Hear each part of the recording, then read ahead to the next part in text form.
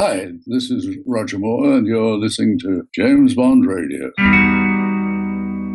Hello, and welcome to episode 4 of Christopher Wood's The Spy Who Loved Me, JBR Book Club Deep Dive. My name is Tom Sears, and I'm joined, as per usual for the JBR Book Club, Mr. Dan Gale. How are you doing, Dan? Yes, hello, Chris. I'm very good. Thank you very much. There it is. Now, this is going to be the final episode of The Spy Who Loved Me, isn't it? We've gone through 3 previous episodes where we've read through the book and we've provided our commentary as we've gone along, and it's been a very enjoyable process. Now, what we've got for you today, obviously, is going up to the end of the book. So if you've been reading along with us, make sure you've got your book handy. But then at the end, we're going to also delve into a little bit of the mysteries surrounding the screenwriting process of the film, and all sorts of interesting stuff. And we might even hear from Cubby Broccoli himself and even Christopher Wood himself. Are you excited about that, Dan? Because I sure am. You got their number? I've been on the phone. It's been all sorted. They're waiting in the wings. Yeah. Wow. Yeah. I never thought this day would come. But Absolutely. Yes, I'm looking forward to that. Cool stuff, man. Cool stuff. Now, I've got a little bit of a cold, as you can probably tell from listening to my voice. So I'm going to do my best not to snivel through this episode. But I'm going to, I've got my glass of water and my hot water and lemon, and I'm going to muddle through, man. At the end of the day, Bond always hits a wall whenever he's on a mission, and he very much does so in today's episodes as well. And I'm gonna struggle on just like Bond would on a mission. Reading through these chapters, he gets more mangled up in these chapters, far more than he does in the film, but much more mangled up than he does in the rest of the book. So, yeah, you're suffering too. So that kind of helps. Absolutely. You're in gets into character in the same frame of mind. Absolutely. Yeah. Cool stuff. So where did we leave 007 off last time? I believe he was on board the USS Wayne, wasn't he? The last thing that he said at the end of chapter 18 was, right. So Carter puts up the periscope. The pelican. he puts up a pelican, puts up his periscope. Carter's outline was just recognizable as he swung the periscope at 180 degrees. There was a gasp, an unbelieving gasp. My God, it's not possible. Very so nice. It's the equivalent of, oh my God, yeah, which is the guy at the opening of the film. It's kind of the equivalent of that. Absolutely. We don't quite know what we're going to see. Absolutely. Good stuff. That was a cliffhanger ending for last episode, wasn't it, really? When you think about it. All right, cool. So without any further ado then, should we crack on and you can read to us the next chapters? Yeah, go for it. All right, cool. So coming up will be chapter 19, The Trap Closes. Who are you? My name's Bond. James Bond. Bond. James. Bond, what do you think you're doing? Keeping the British hand up, sir. Welcome to James Bond Radio. News, reviews, and discussion of all things 007. Pussy. As you can see, I have no problem with female authority. Oh, pipe down, 007. You expect me to talk? No, Mr. Bond, I expect you to buy. Chapter 19. The Trap Closes. A giant shockwave shook the Wayne like a cuff from a huge hand, and Bond was hurtled forward into the darkness. He cannoned into one of the crew and sprawled half-stunned across the deck. Around him, men groaned, cursed, and struggled to stir some response from their lifeless equipment. At any second, Bond expected the hull to split and the water come rushing in. It was the darkness that made it unbearable. They were like cats doomed to drown in a sack. Bond scrambled to his knees and found Carter as a second but lesser shockwave ran through the submarine. There was a distant booming noise from the stern, as if someone was hitting the hull with a sledgehammer. What the devil is happening? I don't know. The Leopardus was coming up astern. I thought she was going to ram us. We wouldn't be talking if she had. What happened before that? Why did we lose power? I don't know. It was like we were being jammed. Precisely. Anya's cold, clipped voice was close at hand. Such techniques are being perfected in the Soviet Union. That is why I had reservations concerning the conduct of this operation. You might express them a little more forcefully next time. If there's going to be a next time, thought Bond. He heard the hiss of air as Carter activated the periscope and wondered why the sea had suddenly become so calm. They must be on the surface, and yet there was hardly any movement. Some men were holding out lighters and the flames were steady. The only sound was that strange clanging noise. Bond felt the hairs on the back of his neck prickling. "What can you see?" "Nothing. I'm not getting anything. Blackout." Jesus Christ. The voice came from one of the crew.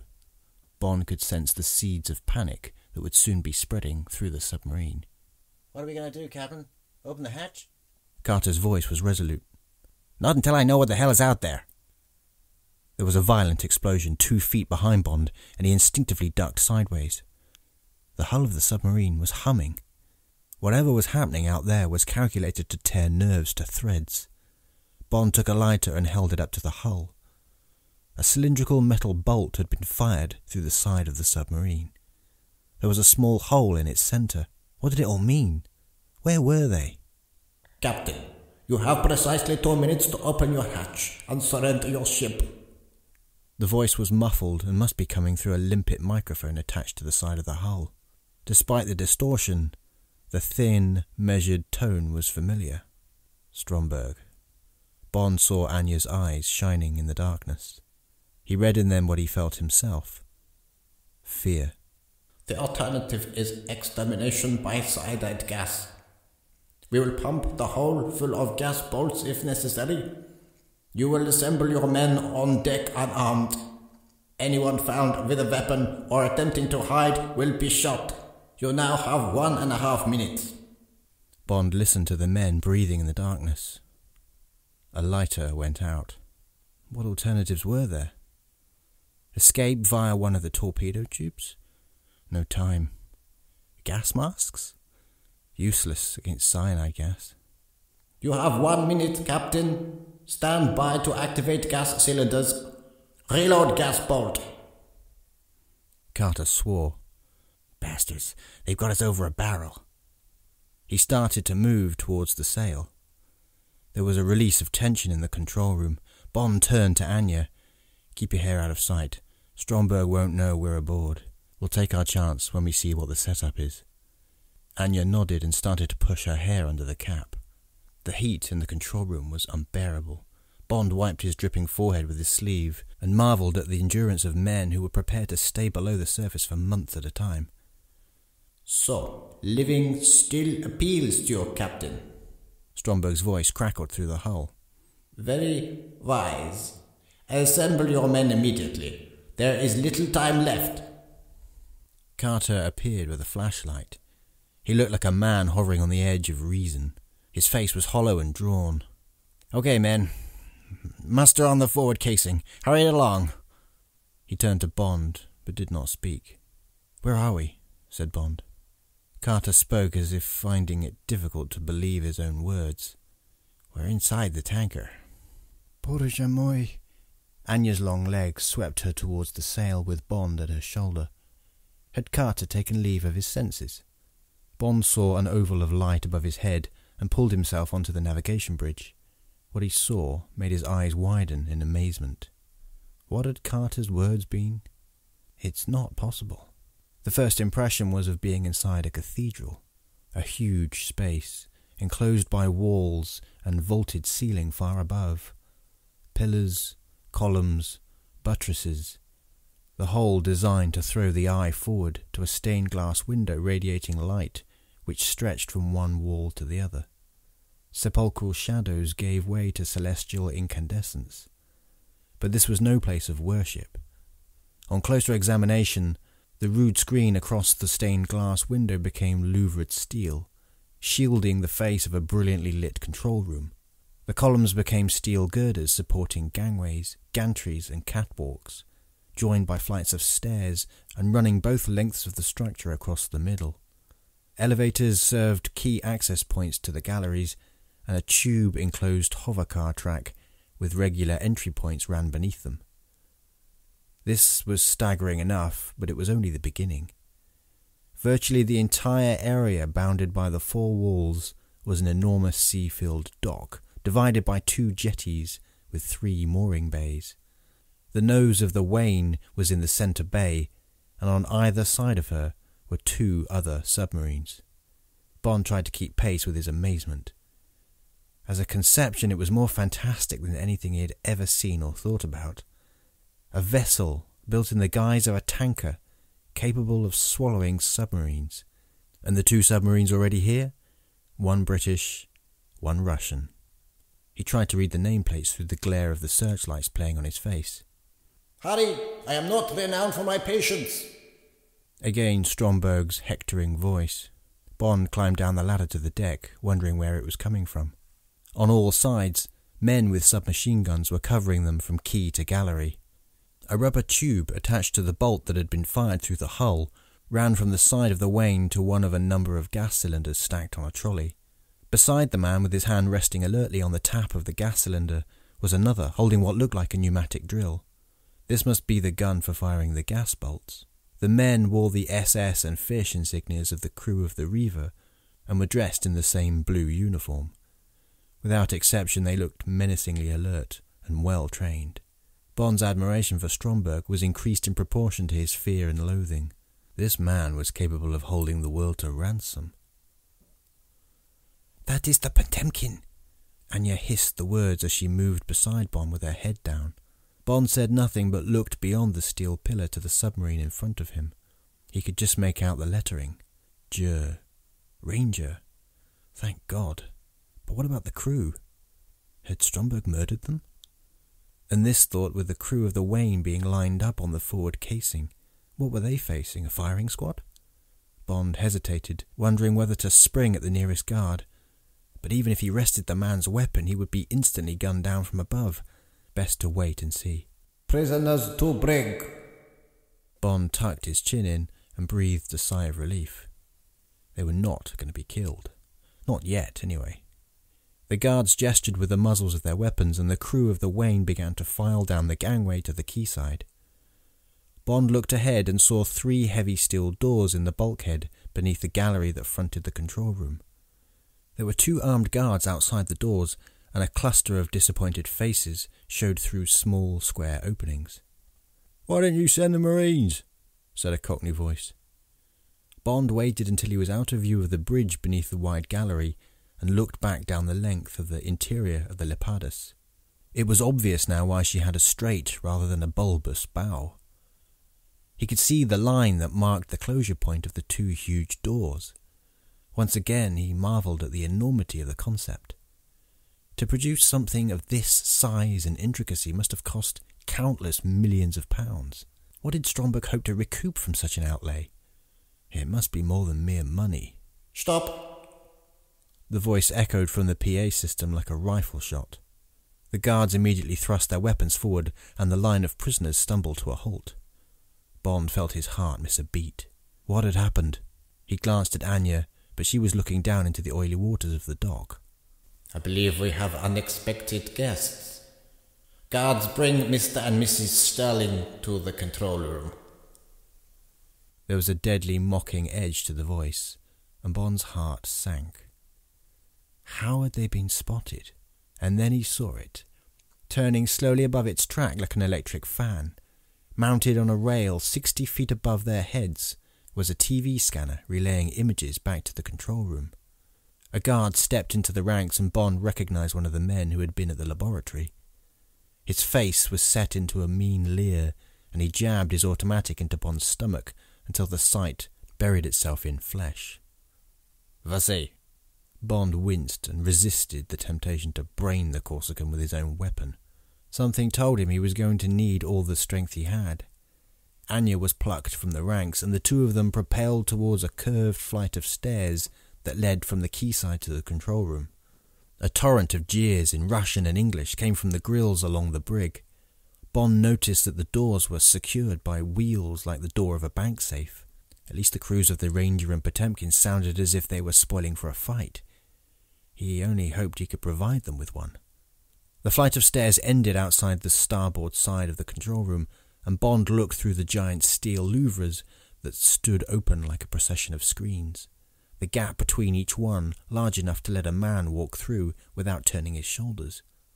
The room was dominated by a 20-foot-high globe, illuminated internally and revolving slowly. At various points on its surface, different coloured lights were flashing. Around the globe was a circular console manned by 6 technicians operating a galaxy of computers, printout machines and transmission units. Behind the globe was a long bank of closed-circuit television screens, watched by a team of monitors. Bond smiled ruefully. No wonder they'd been seen. There must be no part of the vessel that Stromberg could not keep under the minutest observation. The man left nothing to chance. Good day, Mr. Sterling. Or perhaps we can dispense with pseudonyms. Commander Bond and Major Amasova. Stromberg rose from a revolving armchair set in front of the globe so that it provided a view of everything that was happening in the control room. He glided towards them with his strange, ghostly walk, looking at first like a venerable mandarin in a black tunic. You have arrived just in time. I am about to instigate Operation Armageddon. Before Bond could speak, he turned aside and addressed a bearded man wearing the uniform of a merchant navy captain who was standing attentively to the entrance to the control room. Proceed with launching, Captain. Yes, sir. The man turned on his heel and retired into the control room. Seconds later, his voice came over the PA system. Attention all personnel. Stromberg Crews 1 and 2 embark your submarines. Repeat, Crews 1 and 2 embark your submarines. As Bond watched in amazement, the catwalks above the Ranger and Potemkin began to fill with men, and the whole structure drummed with the sound of moving feet. Down they filed like two columns of ants making for the submarines. Bond looked at Anya. Her expression mirrored his puzzlement. Armageddon. The supreme conflict between nations, the end of the world. A PA speaker crackled into life. Both crews aboard, Captain. Missile unload completed. The hatch covers slid into place. The decks were smooth. The water glistened like the surface of a swimming pool. Bond turned to Stromberg, who was looking down without expression. What does it mean, Stromberg? Stromberg placed the tips of his fingers together in a gesture akin to prayer. He spoke softly. The two submarines, generously donated by your respective governments, will shortly be putting to sea. They have been given their targets, and by 12 noon they will have reached their firing positions. Shortly after 12 noon, New York and Moscow will cease to exist. He spoke in a precise, measured tone that was chilling. I don't have to tell either of you what that means. Reprisals for what both great powers will take as a premeditated sneak attack will be immediate. Nuclear war on an unprecedented scale will break out. The world, as we know it, will be obliterated. There was silence, save for the lapping of water against the dockside. The captain's voice came over the PA system. Open bow doors. Bond gripped the rail before turning to face Stromberg. All right, how much do you want? Stromberg's bland face was devoid of artifice. Want, Commander Bond? What can you possibly give me? Personally, very little. Bond tried to control his temper. But those I represent, those Major Amasova represents, they can give you a great deal. Name your figure. Stromberg shook his head, as if not quite certain that he understood. I think you are talking about money. I am not interested in money. I have all I need. Then what do you want? Anya's tone was urgent. Power? A world government under your control? Again there was silence, broken by the captain's voice over the PA system. Stromberg 1, proceed to sea. Stromberg 2, follow in line astern. Bond watched in horror as HMS Ranger began to nose forward. Yes, Stromberg, name your terms. What do you want to call back those submarines? Stromberg turned slowly like a man in a trance, and Bond found himself staring into eyes that were two long corridors leading nowhere. He realized then that Stromberg was completely and utterly mad. You do not understand, Commander Bond. I want to destroy the world. Chapter 20. Exit Sigmund Stromberg. Create a new world? Anya's voice was incredulous. Beneath the sea. Your friend. Stromberg checked and pinched his small, wet mouth into the semblance of a smile.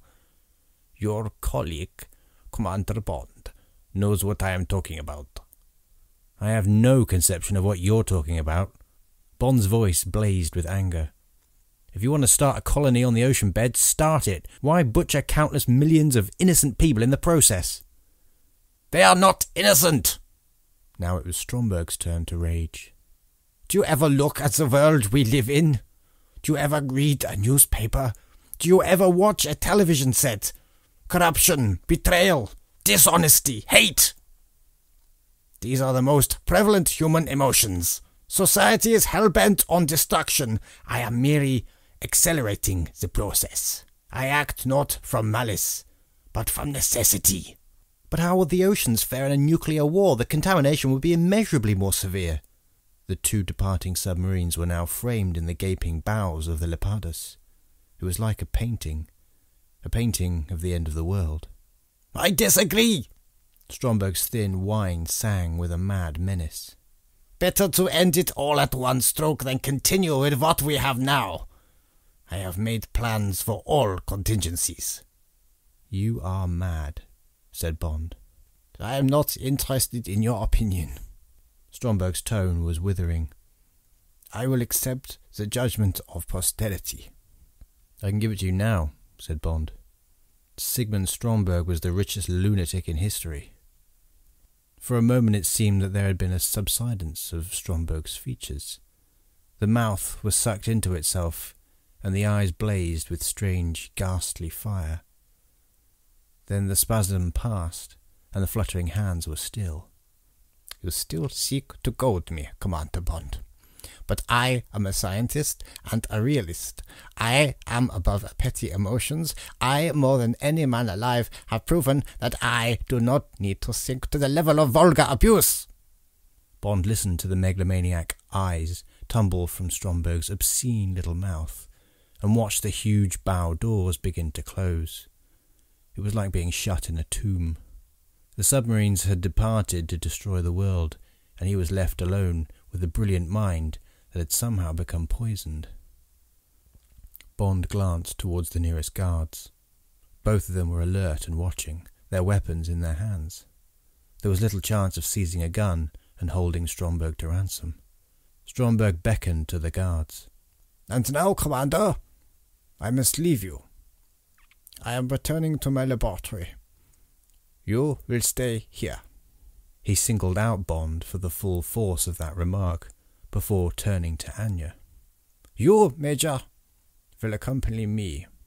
It may come as a surprise to you to learn that there is someone who awaits your presence with a palpitating eagerness, and, may I say it, no little tender feeling. Stromberg smiled cruelly. Yes, my friend with the sophisticated masticatory apparatus, known in some circles as Jaws. In your brief meetings, he has developed a soft spot for you. Bizarre, is it not? The revulsion on Bond's face was obvious. I would not prejudge the match, Commander Bond. Even to a non-scientist, the possibilities are fascinating.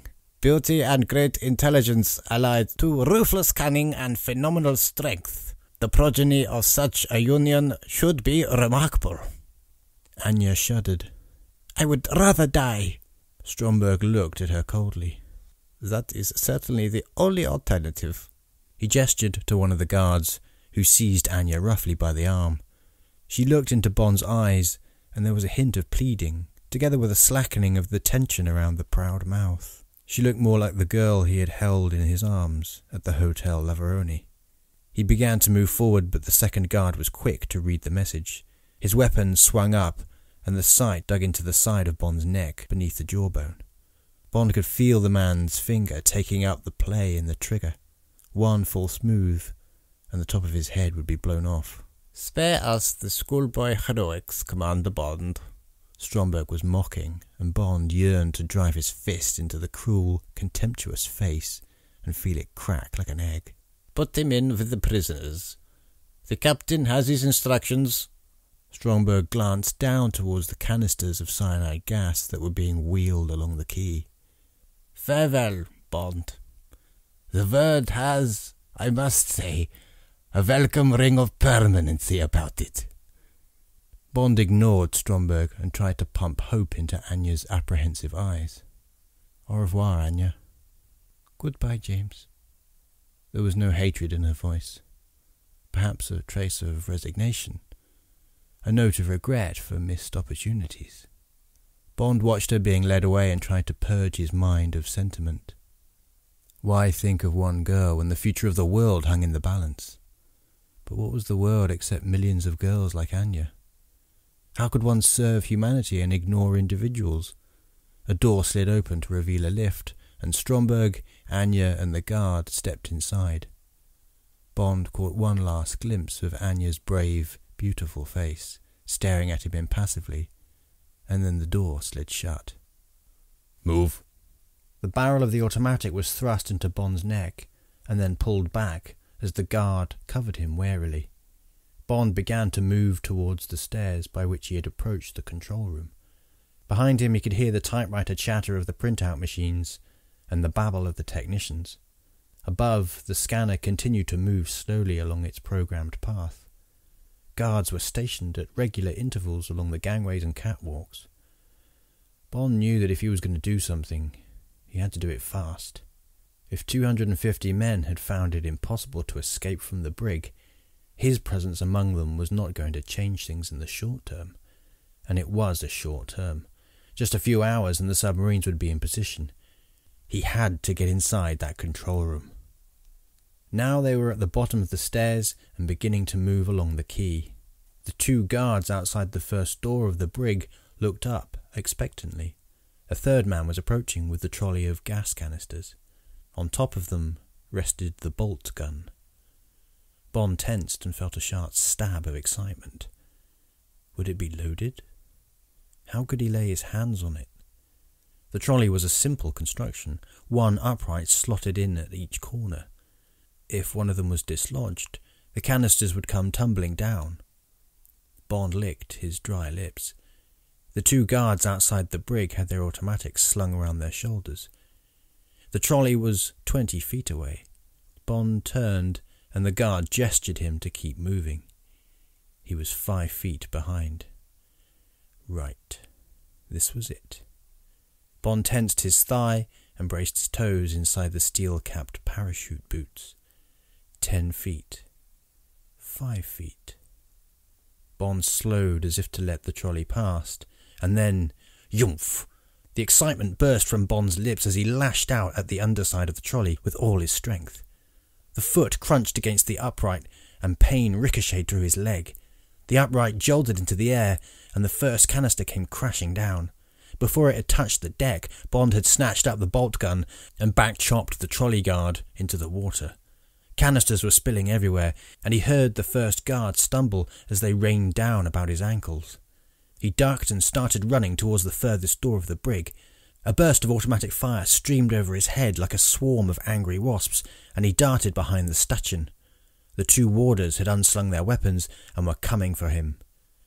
A machine gun started chattering from the central catwalk, and bullets screamed off the metal plating above Bond's head. The unexpected intervention distracted the quayside attackers, and Bond sprang out. Struggling to level the heavy bolt gun, he pulled the trigger and was hurled backwards by the recoil. With sickening force, the bolt tore through the first warder as if he was a box of wet tissues, and then entered the body of the second, chewing and spewing its way through bone and gristle until it stood a hideous 6 inches beyond his back. Like severed puppets, the men buckled at the knees and followed each other to the deck in a gushing fountain of blood. Bond threw himself forward and snatched up the first man's automatic. He found the trigger and rolled sideways as bullets spattered the area in front of him. Stromberg's guard was now out in the open, his face a mask of desperation and hate. Bond aimed at the knees and worked upwards. Life went out of the man, and he slumped forward with enough force to send his automatic sliding 10 feet across the deck. Bond rolled again and ran, stooped, for the nearest door of the brig. He fired a defiant burst towards the central gangway and began to wrench at the wheel. Its progress was slow at first, but then it began to spin. A sudden sharp pain in his arm told him he had been hit. He spun around and saw a man taking aim from a fin of the Wain. He fired a short burst, and the man flopped onto the deck and then slowly slid into the water. Back to the wheel. God damn it, how many turns did it take to open it? Bullets were homing in from all sides. Come on, come on! The voices urging him on came from behind the door as well as inside his mind. He could feel their shoulders pressing against it. Then he was thrust backwards. A surge of bodies welled out onto the quayside. Carter was kneeling beside him. Thank God, Bond. I'll get you a Medal of Merit for this. I've already turned one down. Bond's voice changed gear into action immediate. You take charge down here. I've got to get up on deck. Stromberg's taking off with Anya. We need to get inside that control room. He was running before Carter had time to nod. Bullets were spraying like lead confetti at the men spilling from the brig, and they only had 3 weapons to reply with. Correction. 4. Bond levelled his automatic at a man firing from the gallery, and he sagged forward, relinquishing his weapon to the grateful horde fanning out behind any cover that presented itself. Bond dropped his shoulder and charged on through an oval metal door, and bullets skipped at his heels. A flight of stairs zigzagged upwards. Now it was just the sound of his boots ringing against the metal as he headed for the deck. Blood was slopping down the inside of his sleeve, but his arm was still functioning. Within him was a deadly sense of purpose that kept him going. He must eliminate Stromberg. With its brain destroyed, perhaps the monster would slither to a halt. The submarine commanders would listen to reason. Armageddon could be avoided. Bond felt the fresh air beating against his face. He must be near the deck. The sinews of his legs screamed for respite. He urged himself forward and fell against the heavy handle that twisted downwards to give him access to the deck. My God, where was he? Bond stuck his head out of the deck housing and felt a small gale tugging at his head. He might be on the roof of a gigantic building. Battalions of pipes ran into infinity like railway lines across an endless plain. The sky lowered down as if feeling menaced by the brute structure soaring up beneath it. Bond heard the developing roar of rotor blades and jerked his head towards the Bavarian madness of the stern. Silhouetted against the towering bridge structure was the bell, lifting into the air. Bond started to run towards it, jumping over pipes until he came to the central catwalk. He sprang onto a hatch and clawed his way up, throwing the automatic in front of him. Now he had it in his grasp and was rising to his feet. The helicopter stabilized, tipped, and began to follow the line of the catwalk as if using it as a runway. Bond could see its glinting, bulbous nose, like the head of a dragonfly, getting larger and larger. All he had to do was raise his gun and rake it from nose to tail as it flew overhead. He tensed, seeing the outline of the pilot, and Stromberg, and Anya. The vibrating roar filled Bond's ears. His finger tightened against the trigger. The helicopter filled the sky above his head. He waited for the sound of the bullets ripping into the fuselage, the cockpit exploding like a light bulb. Nothing. Nothing at all. His finger trembled against the trigger as if in a death spasm. Nothing happened. The surface thumping beat of the rotor blades began to die away. Bond spun around. The helicopter was rising now, clearing the bow of the Leopardus and tilting away to starboard. With a sense of shame that was physically painful, Bond realized what he had done. He had betrayed his country and himself because of his attachment to a woman. He had not opened fire because Anya was a prisoner in the cockpit. What a contemptible fool he was. Bitter and self-despising, he turned his back on the spectacle of his perfidy. Like the quixotic windmill, the bridge soared into the air before him. Right. Pull yourself together, Bond. Attack. He started to run down the catwalk towards the helideck. 2 mechanics and a guard were moving cans away from its perimeter. Refueling must be done by hand. Bond opened up from long range and corrected his aim according to the passage of his bullets. A fuel can exploded and, instantly, the helideck was a square pool of flame. Aviation spirit had been slopped all over it. A yellow flame soared into the sky, its edge shimmering so that the bridge seemed to be seen through perspex. Tongues of red ran through the flame, and a man staggered out of it, a blazing torch. As Bond watched, he appeared to dissolve into the deck. The heat singed Bond's eyelashes and scorched his cheeks. There was no air left to breathe. The roar of the flames was deafening. Bond fell back as there was a second explosion, more powerful than the first. The rest of the fuel cans had gone up. Now the yellow became embroidered with needles of black, and dense smoke blotted out the bridge. One of the oil tanks next to the cofferdam must have caught fire. Bond scrambled over the rails of the catwalk and dropped to the deck. The fire would cause a valuable diversion. He broke into a run and hurdled the pipes that blocked his path to the nearest deck housing. Now the mist of self-loathing was clearing, and he could reprogram his mind to the job in hand. Get inside the control room. That was the most important objective. He clattered down the stairs as a guard loomed out of a companionway beside him. Bond pressed the trigger, but the magazine was empty. The man spun to fire, but Bond knocked the weapon sideways and drove the barrel of his gun into the unprotected stomach. The man jackknifed, and Bond swung the butt of his weapon into a vicious two-handed uppercut that delivered the forged steel flush to the side of the jaw. The neck snapped like a stick of rock. Bond unclamped the dead fingers, one by one, and took the man's weapon. He slung his own over his shoulder and continued down the stairs. As he approached the bottom, he could hear the ready drumming of automatic fire. The battle was not over. He waited behind the heavy metal door and listened to his heart pounding. The blood was coagulating about his wrist, and the arm was stiffening up. He could not afford to stop moving. Taking several deep breaths, he twisted the handle and leant against the door sufficiently to push it open a couple of inches. The murky water glimmered in front of him. As he had imagined, he was further down towards the bows than when he had entered the port companionways. Above him and towards the stern was the central catwalk that traversed the dock area.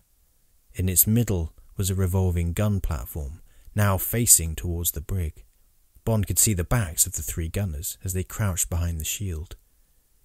He looked towards the control room, and his heart fell.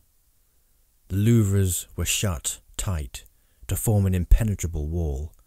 Half a dozen bodies lay scattered on the balcony in front of them. It was brutally clear that there was no easy way through to the nerve centre of the Stromberg Empire, and there was less than 4 hours to Armageddon. Chapter 21. Drowned, Buried and Cremated. Bond fought off weariness and despondency and edged his way out onto the quayside. There had never been any doubt that it was going to be difficult. Once you started feeling sorry for yourself, you were finished. Maybe the same was true about feeling sorry for other people. He shrank back against the iron plating and reviewed the situation. From what he could see, Carter and the rest of the escaped prisoners were spread around the berths. Some of them had got into the side galleries. Occasionally shots were winging from that direction. A number of them had perished in an unsuccessful attack on the control room. From the spread of their fire, it sounded as if they had laid their hands on some more weapons. But wherever they moved, they were within range of the central gun emplacement on the catwalk. That had to be knocked out. Bond's eye swung on a closer orbit. The hovercar track and its protective tube ran within 6 feet. One of the hovercraft was conveniently placed in the nearest opening. That was 20 feet away. Bond looked around him and emerged from the shadow. He had taken 2 steps when there was an ear-splitting screech above his head. He threw himself full length and screwed his eyes shut, waiting for the bullets to skewer into his flesh. Nothing happened. The siren continued to wail, and he relaxed fractionally.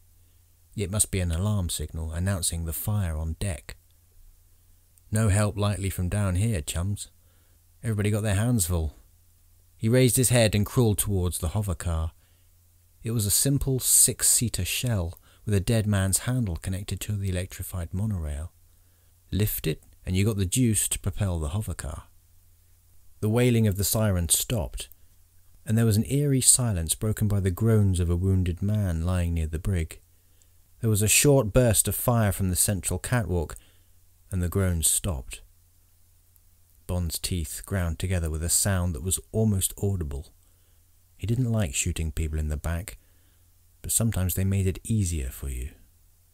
Looking carefully along the gallery that ran above his head, he straightened up and peered across to the far gallery. There was no sign of movement. Now he had to move fast before his own side picked him out as one of the enemy and started shooting. He unslung his empty weapon and placed it in the cockpit of the hovercar. Then he scrambled onto the roof of the track cover and moved towards the bows. 10 paces and he was beyond the gun crew.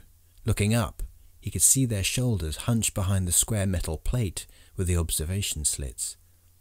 He raised his gun, and there was a warning shout followed by a burst of automatic fire from the shadows opposite. Bond concentrated on the gun crew.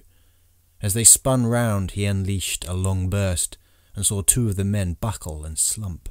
The third was struggling with the handle that turned the gun. Bond fired again, but the defensive shield continued to swing round. He could see the sparks as his bullets screamed off it. The gun barrels were depressing towards him when the third man suddenly slid sideways and lay still with his arm draped over one of the gantry rails. Bond could feel his body awash with sweat. The tunnel beneath his feet was raked by bullets, and he started to run towards the hovercar.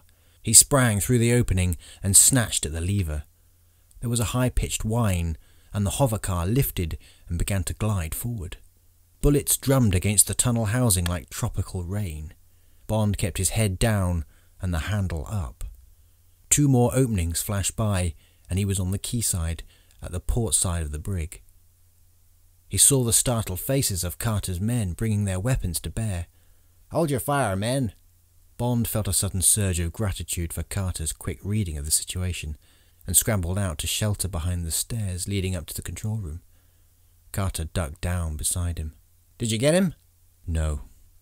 Carter noticed from the expression on Bond's face that something was wrong, but he did not pursue it. "Tough. Thanks for knocking out that machine gun. We got the guy who was trying to nail you.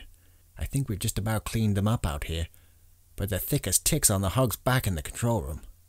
Bond saw that Carter was holding an FN automatic rifle. Where did that come from? "Oh, we got into the magazine. We got no problem about arms." "Excellent." Bond looked through the door of the brig where he could see Chuck Coyle supervising the treatment of a line of injured men. Dead bodies lay where they had dropped. The ghastly stench of death already filled the air. "What about losses?" Carter's face clouded. "Heavy. They really poured into us coming out of that brig. About 30 dead and half as many again injured. The Russian captain bought it in the assault on the magazine." Carter shook his head in admiration. "Those guys fought like wildcats." "What about Talbot, your opposite number on Ranger?" "He's over there behind the other stairway. He's itching to have a go at the control room. He thinks he can blast his way in with hand grenades." Bond looked at the 4 inches thick steel louvers and was skeptical. He looked at his watch. 3.5 hours to go. "Let's have a talk with him." Talbot was in his mid-30s, blonde-haired and handsome in a typically English way, which made his face seem unmarked by any contact with the unpleasant realities of life. Bond could imagine the teacups at the vicarage trembling when he returned on leave. "Absolutely. My chaps are rearing at the bit. Give us some covering fire and we'll be in there like a dose of salts." Bond felt uneasy, but with every second that passed, the 2 nuclear submarines were drawing closer to their firing positions. Something had to be done. He turned from Talbot's eager, shiny face and read the resignation in Carter's tired, red-veined eyes. "All right." 5 minutes later, Talbot was poised beneath the shelter of the gallery with 20 men. They were armed with Schmeiser submachine guns found in the gallery and 4 hand grenades wrapped in cloth so that they could be lobbed against the foot of the metal screen without rolling away. The assault party was divided into 2 groups of 10. They would attack simultaneously up the 2 stairways, under covering fire from the side of the quay. Covering fire against what? Thought Bond, as he looked towards the blank wall of steel.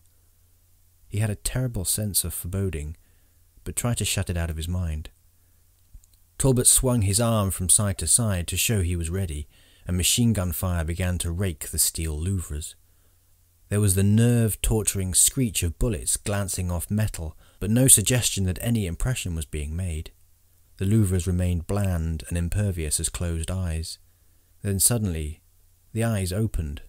Talbot's shouting men had reached the top of the stairways when 4 vertical slits appeared in the steel curtains, and the cheese grater barrels of heavy machine guns poked into view. Bond winced and prepared for the inevitable. The barrels shuddered, and a hail of bullets cut a swathe through the attackers. The muzzle velocity was so great that men seemed to be wiped away like figures from a blackboard. One, more in advance of the others, was held in the air by the weight of the bullets pouring into him. He trembled as if a powerful hosepipe was playing on his chest, and then pitched full length. Bond felt like weeping as he watched his countrymen being butchered. Only Talbot remained to charge on, firing from the hip. He lobbed his hand grenade and then staggered after it like a bowler following through his delivery. 2 faltering steps, and a thin column of flame burst from an opening in the louvers and engulfed him. Within seconds he was a blazing torch, collapsing on his own grenade. There was an explosion, and he was tossed in the air like a theatrical prop.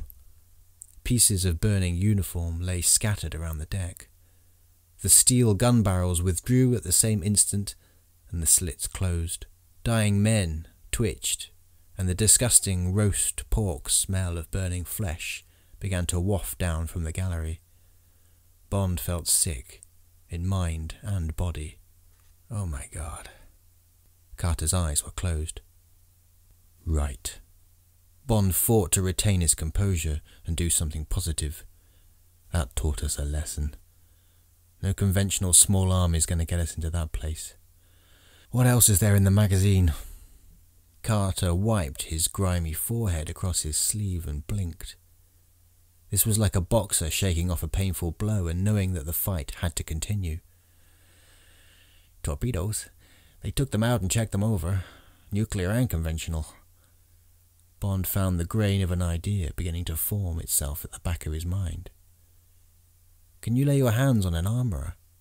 Carter looked around the men, huddled disconsolately behind any protection that presented itself. I sure hope so. Why? Bond squared his jaw. I want to build a bomb. 1.5 hours later, Bond stood in the magazine feeling like a surgeon presiding over a life and death operation. On the armourer's table was the disembodied shell of a conventional torpedo, and around it a complicated mass of coloured wires and electrical circuits. 2 men bent over the patients, and another stood by to wipe the sweat from their foreheads. It was not only the sweat of fear, but a result of the intense heat that was building up in the magazine. 3 explosions of increasing severity had rocked the tanker in the last hour, and Bond assumed that these were as a result of the fire he had left blazing on the deck. The bulkheads were becoming hot to the touch, and it was possible that the fire was spreading through the ship. Drowned, buried and cremated. That would add colour to his discreet obituary in the Times. How's it going? Bond found it agonising to be denied physical involvement. Nearly there, sir. The voice was calm, controlled and comforting. We just want to make sure we don't touch the impulse conductor circuit. Bond swallowed the vacuum in his throat. Supposing you do? Well, sir. The voice was apologetic. It might go off. Bond cursed himself for asking, and tried to think of something else. What, for instance? It was, of course, purely by accident that she had swum so readily into his mind. What was happening to Anya? I am sorry. Nobody hearing Stromberg's voice could have doubted its sincerity. But you have a distressing tendency towards violence that must be controlled. The manacles will be removed when you demonstrate a more rational attitude towards your new situation. I wish you could be more reasonable. You are exceptionally favoured. You, above all others, have been selected as the initiator of a new civilization. You are akin to Mary in the Christian dogma. Does not the significance of that mean anything to you? Plucked from nothing to be the womb that furnishes an original species. His gaze drifted sideways to light up the nail-raked cheek of Jaws, the dark blood wrinkling as it dried in its short-run tributaries. Anya looked up and saw the fire stoking behind the glazed pig eyes. The lips began to furl back from the ghastly robot mouth. "Oh God," she prayed, "do not let him kiss me again." "We're there, sir." Bond stepped forward to see the detonator being drawn away gently from its wires. He breathed an audible sigh of relief. "I'd clap you on the back if I wasn't frightened of blowing us all to Kingdom Come. What fuses have you got?" 12 seconds, sir." Bond watched the small bags of explosive being packed tightly around the detonator and raised his eyes to Carter on the other side of the table. If he read the expression right, it said, "If this doesn't work, we're done for."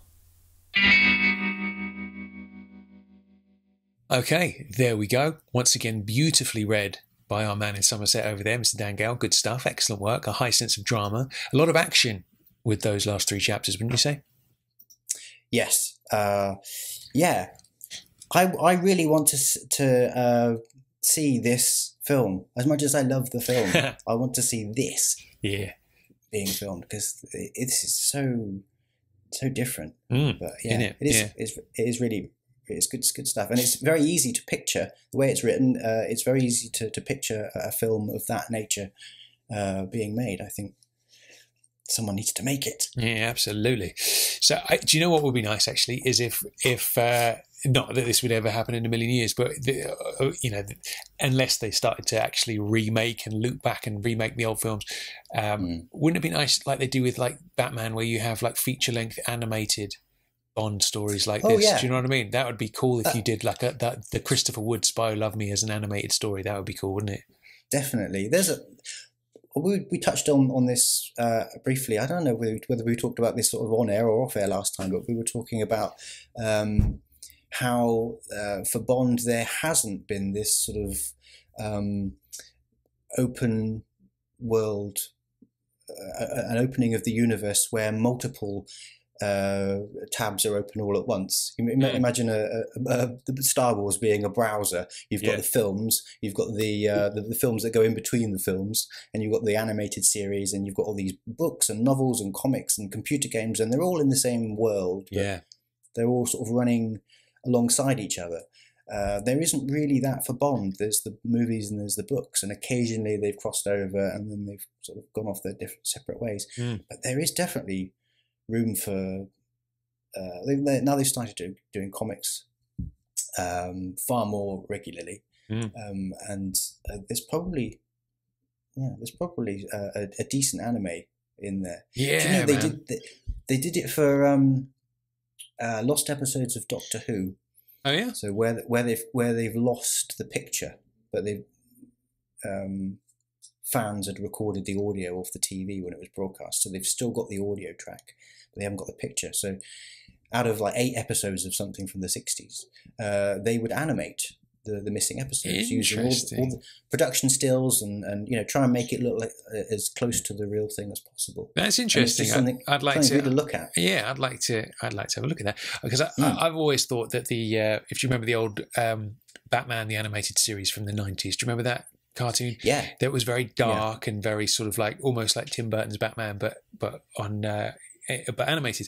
I feel like there's so much room for especially going back to the original Fleming stories and animating those exactly as they are in the book, or as close as you could possibly get, man. I feel like there's got to be a Netflix series that you could do that with, or something like that doesn't sort of impinge on the film. But obviously the challenge is, isn't it, with something like Bond, is that with Star Wars you've got so many characters to play with in such a huge canvas of universe and timelines and stuff like that, where you can do all these prequels and you can do all these like stories running in and out of the others, but ultimately with Bond it's all about one dude, and I feel like the way they look at it is that you need to save as much space as you can to make those films as killer as you possibly can, and anything sort of running alongside that might dilute it, because it must be a struggle to find that story every time you sit down to write the next Bond film.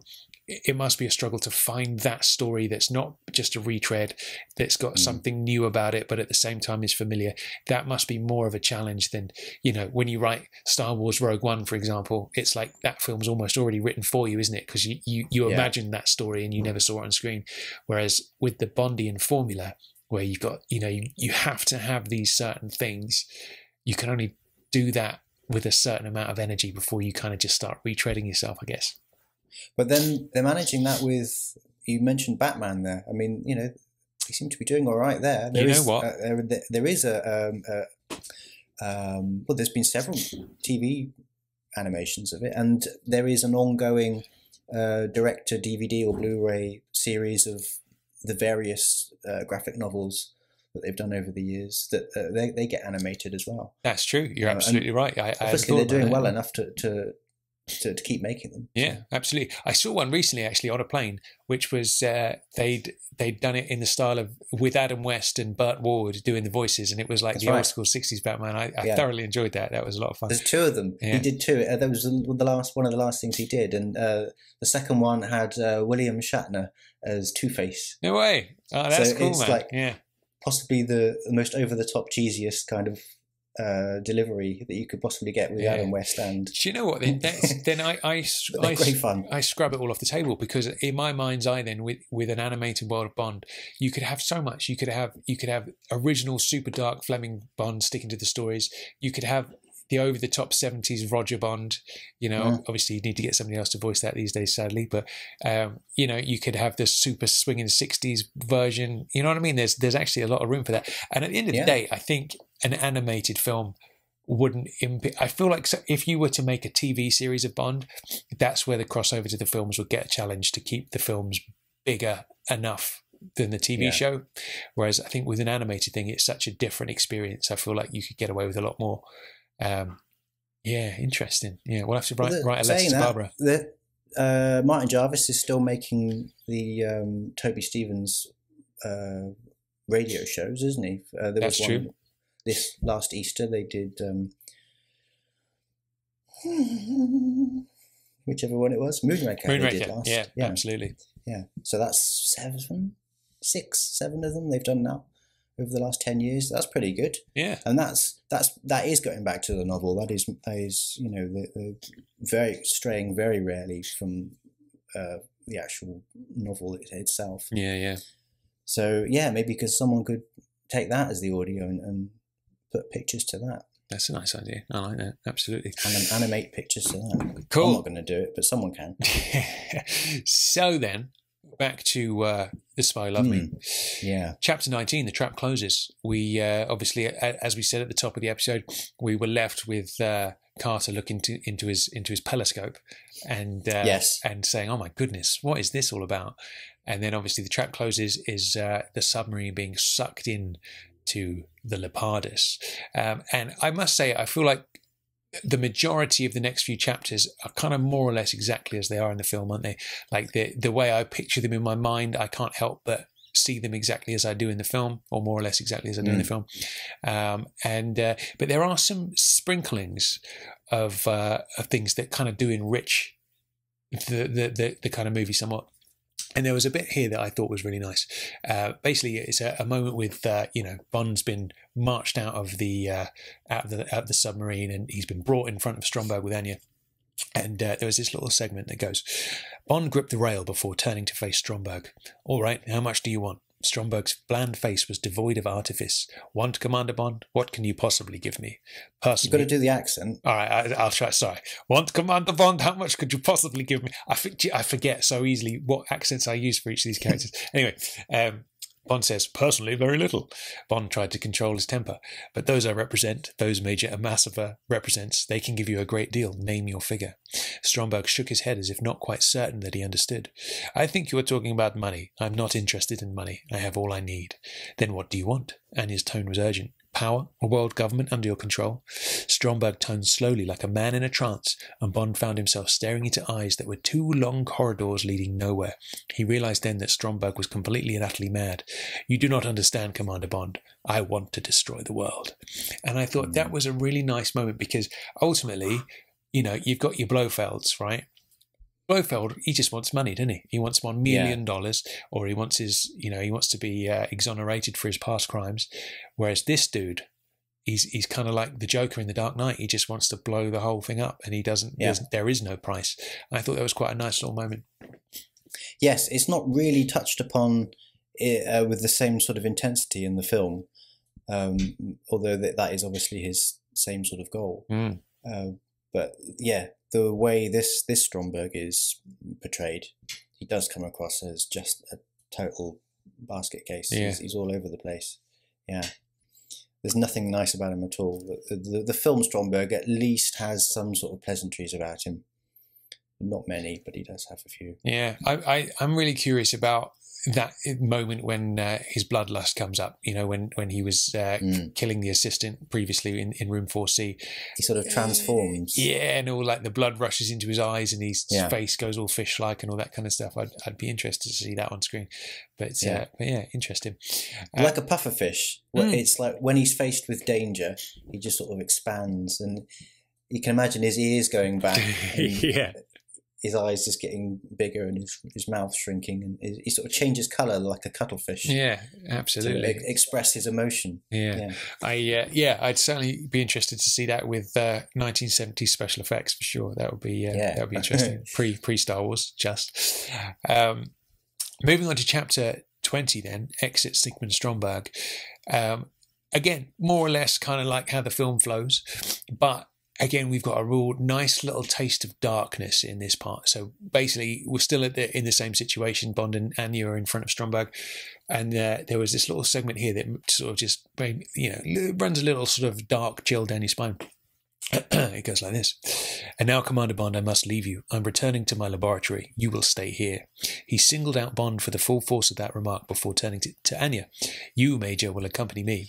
It may come as a surprise to you to learn that there is someone who awaits your presence with a palpitating eagerness, and may I say it, no little tender feeling. Stromberg smiled cruelly. Yes, my friend with the sophisticated masticatory apparatus known in some circles as Jaws. In your brief meetings, he has developed a soft spot for you. Bizarre, is it not? The revulsion on Bond's face was obvious. I would not prejudge the match, Commander Bond. Even to a non-scientist, the possibilities are fascinating. Beauty and great intelligence allied to a ruthless cunning and phenomenal strength. The progeny of such a union should be remarkable. Anya shuddered. I would rather die. Stromberg looked at her coldly. That is certainly the only alternative.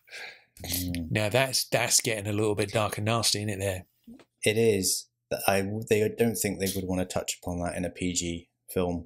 But well done for saying the line that I must have done about 6-7 times, because you're trying to do the sort of European accent vampire thing. My friend with the sophisticated masticatory apparatus. That was so tricky. Yeah, I had about 6-7 goes at that. I couldn't get it right, and you just did it there first time. What can I tell you? But it's hyphenated as well, which doesn't help, because the way it's written in this book is masticatory. It's like it's a word I don't use anyway, so I don't really know how to pronounce it. Plus, it's separated over 2 lines, so couldn't get it out. I imagine with the sound effect we get in Moonraker when Bond knees Jaws in the Ghoulies, I imagine Jaws also has some sophisticated masturbatory apparatus as well. But again, that's not something for a PG-rated film, is it? Or book, indeed. No, Anya would have known had she just sort of stuck around for a few more minutes, accepted her fate. Yes, absolutely. So it might not have worked, but she might have just gone, what am I supposed to do with that? It's two tins of beans in a sort of one of those bags that you get oranges in. Yeah, that. That's quite the mental image that you've just conjured up in my brain there. But there may be a chap, because he got old. Do you remember his full name without looking back? Jaws' full name. Jaws' name. It was Zbigniew Krzyzewski or something like that, wasn't it? Yeah. He got beaten up and his jaw was smashed to pieces, but we don't know that he wasn't kneed repeatedly in the testicles. So that's true. It could be that the crazy scientist who put an Alsatian's head onto a man's body may have actually given him the gigantic testicles of an elephant or something. Yeah, absolutely. I feel like if you were to get rebuilt after an event like that, I suppose most men would say, just knock up a few sizes on that for me, would you? And you know what I mean? You just would, wouldn't you? Yeah. So especially somebody... I'll gladly go without ears if you can make everything down there. Yeah. Yeah, absolutely. 10 times bigger. So so there we have it. So we've got a rather sort of little dark thing that doesn't it doesn't get referenced in the movie, and that gets a little bit deeper later on in the sense that we'll obviously discuss it when we come to it. But Stromberg has basically singled her out to be the Eve to Jaws's Adam for his new master race underwater. So there's a whole different angle that she's going to be sort of like human zero of his master race alongside Jaws. Yeah. So which is interesting because if you look at the next film, Moonraker, that not being the case is the very thing that sort of saves everyone's life at the end of it, isn't it? Bond talks Drax into not accepting Jaws as a perfect human being as part of his new super race, because he's too tall, his teeth are different, and he doesn't fit in. And therefore that becomes his sort of the Joker, his hidden ace up his sleeve.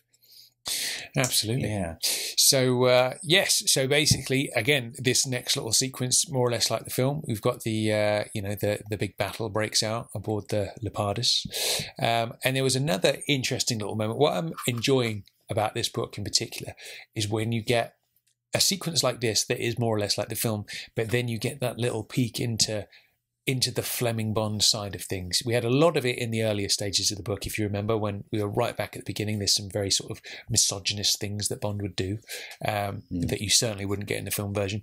And then here, you've definitely kind of got that as well. So essentially, big battle's broken out, and Stromberg has seized Anya and has got her on the helicopter, and he's doing his best to escape from the battle. And there was this little sequence here that goes, the helicopter stabilized, tipped, and began to follow the line of the catwalk as if using it as a runway. Bond could see its glinting bulbous nose like the head of a dragonfly getting larger and larger. All he had to do was raise his gun and rake it from nose to tail as it flew overhead. He tensed, seeing the outline of the pilot and Stromberg and Anya.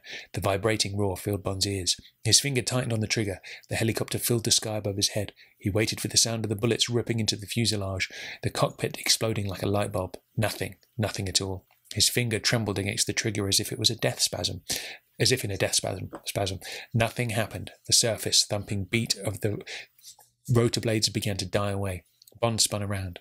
The helicopter was rising now, clearing the bow of the Leopardus and tilting away to starboard. With a sense of shame that was physically painful, Bond realised what he had done. He had betrayed his country and himself because of his attachment to a woman. He had not opened fire because Annie was a prisoner in the cockpit. What a contemptible fool he was, bitter and self-despising. He turned his back on the spectacle of his perfidy. So there it is. That's the that's the weakness of Bond. Where have we heard that before? We have heard that in The Living Daylights. Exactly. There it is. Yeah.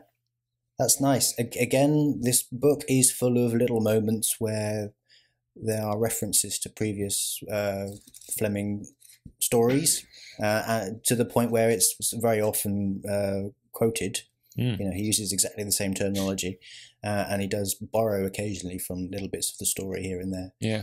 And that could be seen as one of them, but it's nice. It brings you straight back. Oh, this is definitely the same guy, definitely the same character, because he's had that same thought, those same emotions again. Yeah, absolutely. Yeah. So it's the right thing to do. Yeah, I think not shoot the helicopter out the sky was the right thing to do. It's nice though in the sense that you can see he's obviously done his research, hasn't he? There's enough references. Like one of the things I always say about Devil May Care is I felt like that was too sort of copied across. Like it felt like he'd gone, to me at least, it had gone and he'd taken a scene and be like, okay, I'm going to do that scene. I'm just going to do it a bit differently. So instead of a golf game or a bridge game, it's a tennis match where the villain's cheating. And there was that vehicle that was kind of like the sort of vehicle that looked like an animal or whatever, which is obviously the Dr. No thing. And to me, it felt like it was just too like, okay, I'm going to steal that. I'm going to make it slightly different and call it my own. And to me, that was kind of like, that was a bit of a disappointment. I'd rather him obviously do something more original, but in the same style as Fleming would. Whereas with this, I feel like he's done it right in the sense that he's got those key little things there, those key little references to Bond's character, things he perhaps has done in previous books, and just referenced them nicely. I mean, that sequence there with the helicopter, that's not even a direct reference, is it? It's him doing something that he's done before in a different way, but you know, kind of course he would, because that's who the character is, isn't it? You know what I mean? It's a woman he in this case has an attachment to, but with Living Daylights, he didn't even know her. The first time he saw her was through that window. So it's kind of a nice touch, I think. I can't imagine Christopher Wood was going through all the novels going, that's nice, I'll have that bit, that's nice, I'll have that bit. Certainly not, you're right, for that little moment, I think that's just him having tapped into the character. Yeah. And he's just written something that happens to be fairly similar. But doesn't Bond get smashed up a lot in this? He actually gets shot in this. I don't think he's been shot. He's been shot a couple of times in the films. I remember he gets shot in the ankle in Thunderball, doesn't he? Yeah. That heals up nice and quick. Skyfall, he gets shot. He gets shot more times in Skyfall than he gets shot in the rest of the series, I think. Yeah. And that's just in the opening credits. So yeah, in this one he gets a bullet in the arm, and it keeps coming back to him because later on in later chapters he keeps feeling the blood dribbling down his arm and appearing around his cuff and around his wetsuit, because he puts a wetsuit on later on. So yeah, that keeps coming back to haunt him. And is this the chapter where? No, it's not. But in a little moment, he goes through another nasty little physical anguish where he's hanging from the. Hanging from the girder. From the girder, yes. Yeah. He feels like his arms are going to get torn out of his sockets. Yeah, I always remember those sequences. One of them is, I think it's Live and Let Die, where I always like the sequences where, okay, he knows he's got on a mission, he's got to scuba dive over to Mr. Big's island or whatever, and he does a few days of training, doesn't he? He likes to run across the sand and do some swimming. He swims a few miles a day just to get in shape and all that kind of stuff. And then when he's actually in it and he's pushed to his absolute physical limit, and he just has to keep going. You know what I mean? I do like those moments where it's like a lesser man would give up and crumble at that point, whereas Bond just kind of finds the energy from somewhere. And I feel like in this one, he's particularly battered and messed up. And there's a line in there somewhere, I remember, where he was feeling particularly knackered. And he was like, the minute you feel sorry for yourself, that's when it all falls apart. So he basically pulled himself together and just got on with the job at hand, which I thought was a nice little touch. Twice whilst he's doing the hanging from the ceiling, he fights off nausea just because he's losing so much blood. And he does say something along the lines of he felt so...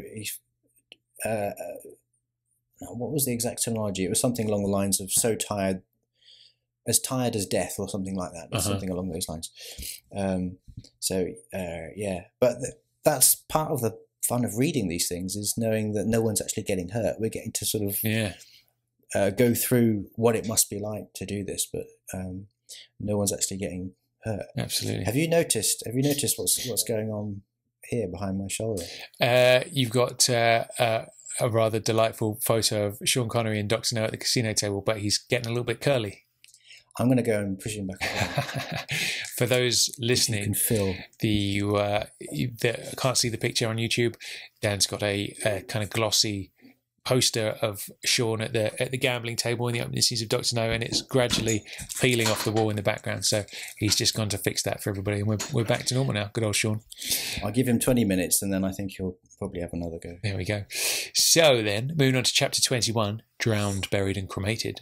This sequence is basically, the attack on the control room. If you remember from the film, you've got the whole sequence where the shutters go down and it's kind of impenetrable.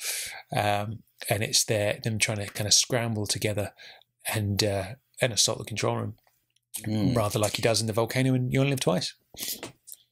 Yes, which is equally as impenetrable, I believe. Yeah, absolutely. Now there was, where was it? Let me think. I think it was We might touch upon this later on when we talk about the script. I don't think it was. I think it was Kingsley Amis was asked about this film. One of the writers one of the many writers on the roster of script writers who worked for this was Anthony Burgess, who was an interesting character and has several interesting views upon the finished results of this story. We'll get into that later on. But Kingsley Amis had equally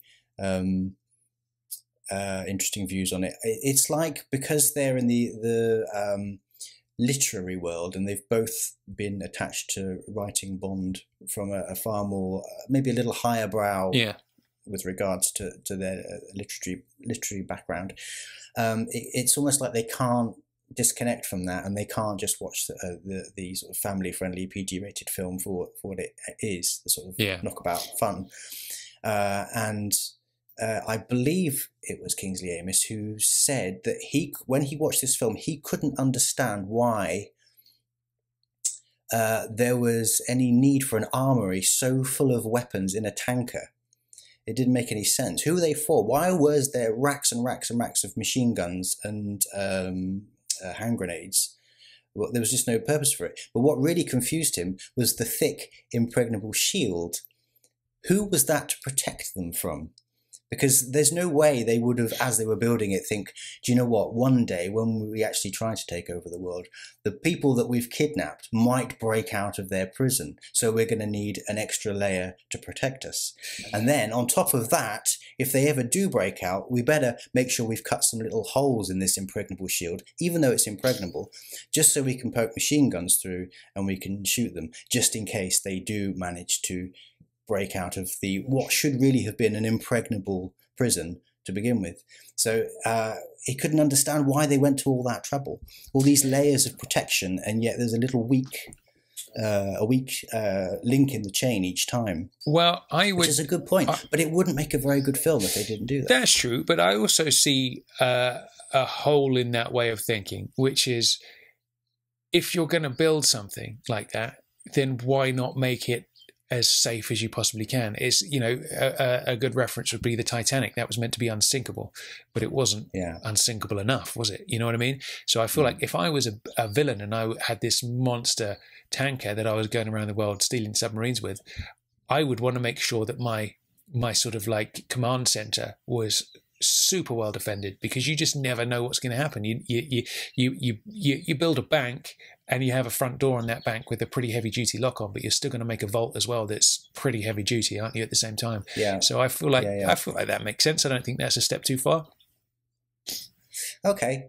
Yeah, I suppose that's a good reason. Although I think he was just assuming that if you made the prison less break-outable from in the first place, you wouldn't need an impenetrable shield, yet alone an impenetrable shield with little slots in it. I mean, I guess the design flaw you would have the armory inside the command center, wouldn't you? I suppose that would be the safe option, wouldn't it? You'd have that a bit better protected, I guess. But you'd have a fake armory with just loads of like pea shooters. Yeah. And pea shooters, that's going back, isn't it? Pea shooters. I remember being obsessed with pea shooters when I was a young lad. Dennis the Menace used to have hidden trapdoors in the garden, and he'd open it up and he'd have an underground grub supply. So he'd have all these chocolate bars and it'd be all sort of laid out on the walls, and he'd have a catapult there as well. Yeah, good lad. Shooter. Yeah, good old pea shooter. Yeah. Cool stuff. So yes, now there's more about the Anya's kind of tricky little predicament in this chapter, and I'll read you this little bit as well. I am sorry. Nobody hearing Stromberg's voice could have doubted its sincerity, but you do have a distressing tendency towards violence that must be controlled. The manacles will be removed when you demonstrate a more rational attitude towards your new situation. I wish you could be reasonable. You are exceptionally favoured. You, above all others, have been selected as the initiator of a new civilization. You are akin to Mary in the Christian dogma. Does not the significance of that mean something to you? Plucked from nothing to be the womb that furnishes an original species. His gaze drifted sideways to light upon the nail-raked cheek of Jaws, the dark blood wrinkling as it dried in its short-run tributaries. Anya looked up and saw the fires stoking behind the glazed pig eyes, the lips beginning to furl back from the ghastly robot mouth. "Oh God," she prayed, "do not let him kiss me again." Now, this is basically Anya strapped down to some kind of operating table, I imagine, and Stromberg's there, and he's essentially going, "Go on then, Jaws, go for it, mate," and away you go. Now that's getting very dark, isn't it? At this point, this is not your 1977 family film flavour, is it? Really? No. It's almost as if those experiments that his mate is performing has sort of rubbed off on him, and he's thought, "Yeah, this is interesting. What's the next step of craziness that I can take this?" Yeah. We can see what happens when this man that we've recreated. You know, what would happen if he mated with the most beautiful, intelligent spy with the most beautiful breasts? What would happen? The most beautiful breasts and the most metallic testicles. Yeah. Would make a very interesting child. I've got to be honest, I'd be quite curious to see what the result of that union will be as well, to be honest with you. I mean, I know it's done in not the right way, but you've got to be curious about that, haven't you? As long as you could unsee it afterwards, I think that would, yes, it would be worth. No, don't do it. If anyone listening to this is thinking of doing that, don't do it. Absolutely. Good stuff. So I think it's about time I did a little bit of reading for you, isn't it, Dan? Yeah. Let's do it then. So moving on, this will be Chapter 22, 5 Minutes to Armageddon. Chapter 22, 5 Minutes to Armageddon. Bond clung to the steel girder and fought the waves of tiredness and nausea that passed through him. His shoulder was throbbing painfully. 60 feet below, the water of the deck glinted dully. If he fell, he would land on the starboard diving plane of the Wayne. Pray God that his arm held out. He raised himself so that he straddled the girder and winced as the metal cut into his thighs. Another wave of dizziness made him close his eyes and cling like a limpet until he was sure that he had his balance. He breathed naturally until his heart stopped thumping, and then began to ease the straps of the haversack off his shoulders. More balancing problems. The pack was heavy. Eventually he was able to swing it round with both hands and place it on the girder in front of him. A corner of the flap gaped open and revealed the thin pencil fuse. He conquered his vertigo and looked back towards the central catwalk. Running on its rail beneath the girder, the TV scanner was gliding towards him. It turned slowly from side to side like some ugly, all-seeing insect. Bond let it pass beneath him and judged the distance to the heavy metal arm that held it to the rail. It moved on with a slight clanking noise and approached the centre point of the louvered screen of the control room. Bond raised his left wrist and looked at his watch. 1, 2, 3. The seconds ticked by, and Bond measured the progress of the scanner on its return journey. When 12 seconds had passed, he knew exactly where the scanner would be on its rail, approximately 15 feet from the louvers. He let the scanner pass beneath him and began to edge forward along the girder. Now his heart was thumping uncontrollably, and the palms of his hands were wet. If anyone peered through the weapon slits in the louvers, they must see him. He was literally a sitting target. He reached the point he had marked with his eye and leaned forward to seize the haversack by the crudely fashioned S-shaped hook that had been attached to its back. Another wave of nausea swept over him. Behind, the scanner reached the end of its track and immediately swung round with the now familiar clanking noise. Half a minute and it would be beneath him. He was now nearly over the balcony, and he could see Carter and his men crouching at the foot of the stairways. God lend him strength to provide them with a better chance than poor Talbot had been given. He turned his head with difficulty and saw that the scanner was now 20 feet away. Gritting his teeth, he lay at full stretch with his head turned to one side and his cheek pressed against the girder. His arms stretched down on either side, and he clutched the haversack with both hands and waited. Boom! The force of the explosion rocked the ship. The lights flickered and the scanner stopped. Bond clung to his perch by his toenails and nearly cried out in pain and exasperation. The scanner was 4 feet from his reach. The weight of the bomb was tearing his injured arm out of its socket. He could not hold it for more than a few seconds. If the latest explosion had affected the power supply, they were finished. Come on, damn you. He bit his lip and tasted blood. His fingers slowly started to open. If he dropped the bomb on the quayside and it went off... The thought gave him the strength to lock his fingers. He could feel the sinews of his arms being systematically torn away from their moorings. And then the lights flickered and the scanner clanked into action. Bond forced his head away from the girder and closed a numb finger and thumb around the fuse. He pressed without feeling anything and aimed the hook at the scanner arm. His first thrust was brushed aside, but he launched himself forward and nearly rolled off the girder in a desperate effort to keep up with it. The hook scored the flesh on the back of his hand and then twisted round the scanner arm. The haversack dropped and then hung trembling behind the scanner as it joggled away.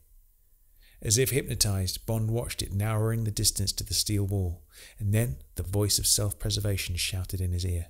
He thrust himself backwards in a series of untidy leapfrogs, and when the scanner seemed to be almost against the louvers, twisted round and threw himself in a despairing leap towards the dock.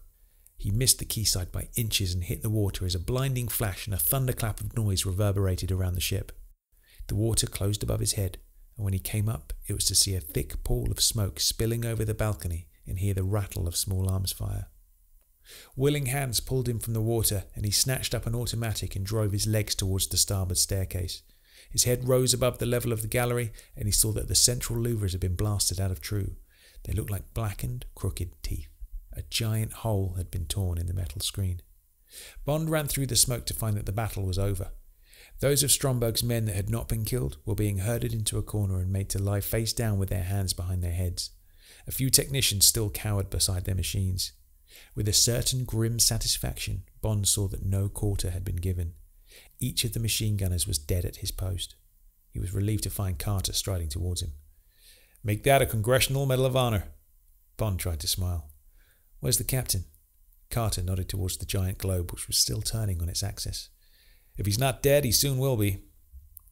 Bond found the man lying with the front of his uniform soaked in blood. The colour contrasted with the deathly pallor of his face. He raised his head defiantly. "You are too late.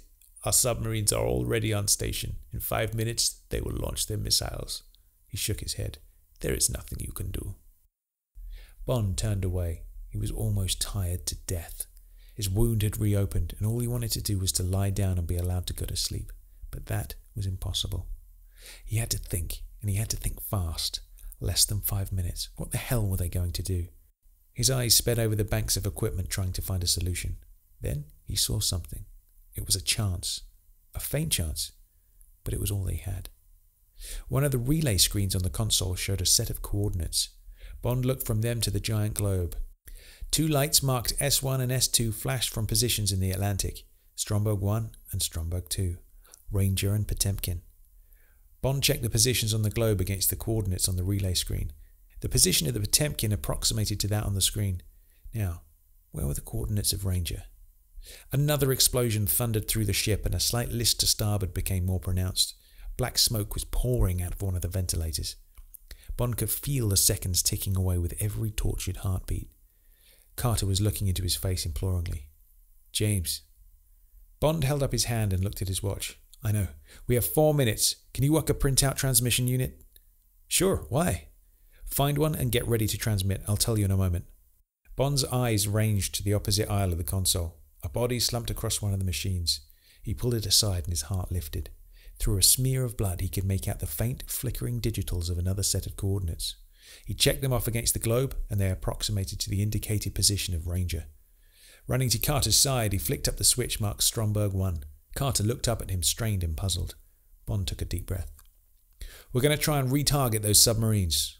"What on?" "Each other." Bond did not pause for a reaction to his words. "I'm going to give you Potemkin's position as a target for Ranger, and vice versa." Carter's face lit up. "My God, it might just work." His fingers poised over the keys, and Bond started reeling out the figures. Below him, the message that might save the world began to take shape like a business telex. "Captain of Stromberg 1, new target coordinates. Repeat, new target coordinates." In less than a minute it was done, and Carter started to contact Potemkin.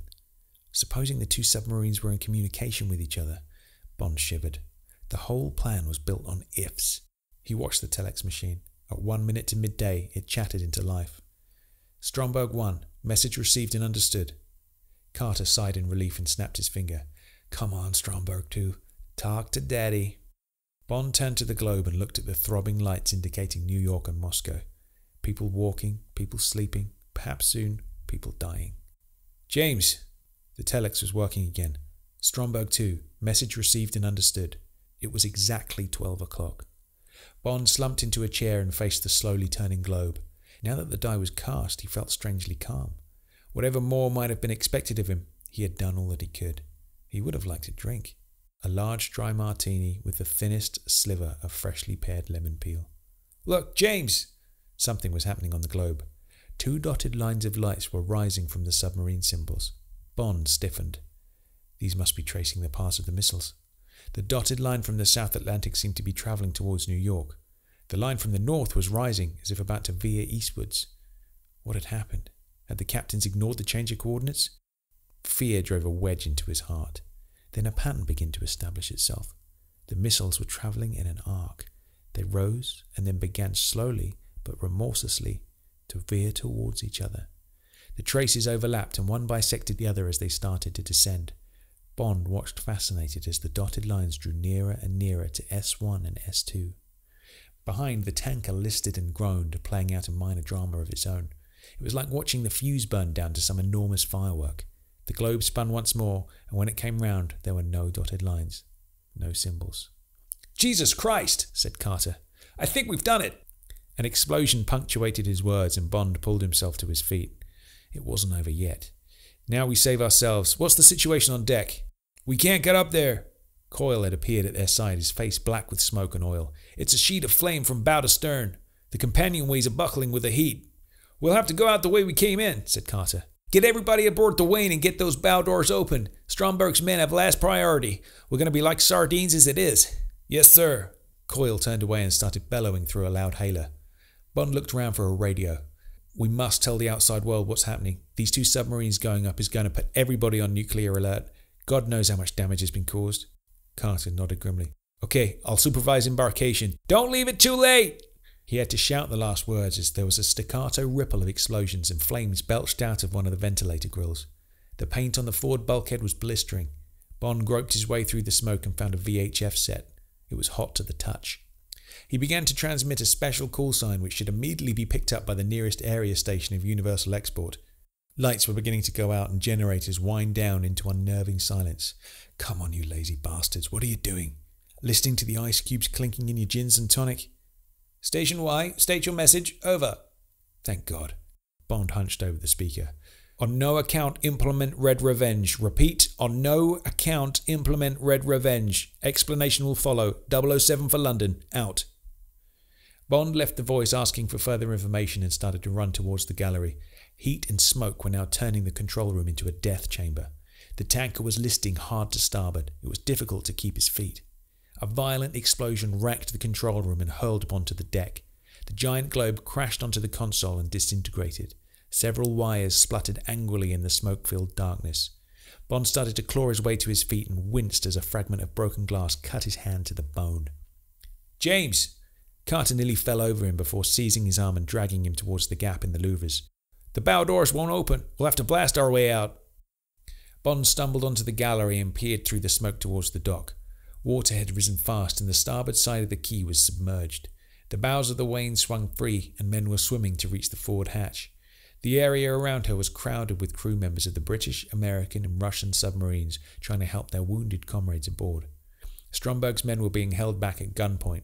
It was a scene of desperation and confusion that bordered on panic. Smoke, flames and the smell of battle and burning flesh. Injured men who were frightened of being left behind were crying out and trying to drag themselves towards the Wayne. Others were struggling to keep clear of the rising water. Bond found one of Talbot's men who was still alive and began to help him down the stairs. Below him, he saw 2 rats swim through the water and scramble onto a floating corpse. This was a hell by Hieronymus Bosch. Was this degrading slaughter what Stromberg had in mind when he planned the end of the world? Bond reached the bottom of the stairs and water swirled over his feet. The man in his arms was babbling incoherently and beginning to falter. Bond fought to keep his feet. Another explosion rocked the tanker and the list became more pronounced. The water was now up to his waist and running wild as if fretting to be free of its metal bonds. Into the brig it swirled, snatching up the relics of the last 6 hours of bitter struggle and battering them against the steel walls. The lights were going out one by one, and the smoke lowering down upon the Stygian gloom. Bond remembered the obituary he had written for himself earlier: drowned, burned, and buried. With every second the type became more readable. Keeping close hold of the man in his arms, he advanced precariously towards the invisible quayside. The last berthing ropes of the Wain had been slipped, and she now rode free of the sunken jetty. Carter had scrambled to the stern and was looking back. Another list, and Bond felt the deck lurching away beneath him. He scrabbled like a skier trying to find an edge on a steep slope, and then lost his footing completely. He trod water for an instant, and then sank until he felt a firm surface beneath his feet. Bracing himself, he drove off it and surged through the water like a swimmer starting a backstroke race. The survivor of Talbot's raid was still keeping him unconscious company. Bond's shoulders smacked against the side of the Wain, and strong hands snapped into the collar of his tunic. He was hauled up the side of the pear-drop hull and relinquished his grip on his countryman only when he saw that he was securely held by members of the Wain's crew. "Get him below!" Carter disappeared through the main access hatch, and Bond struggled to his feet and followed him. Below it was like a crowd scene from an Eisenstein film. Men were pressed shoulder to shoulder, and the wounded found space between their feet. Carter fought his way to the control room and barked into the PA system. "All personnel below decks, close hatches, diving stations!"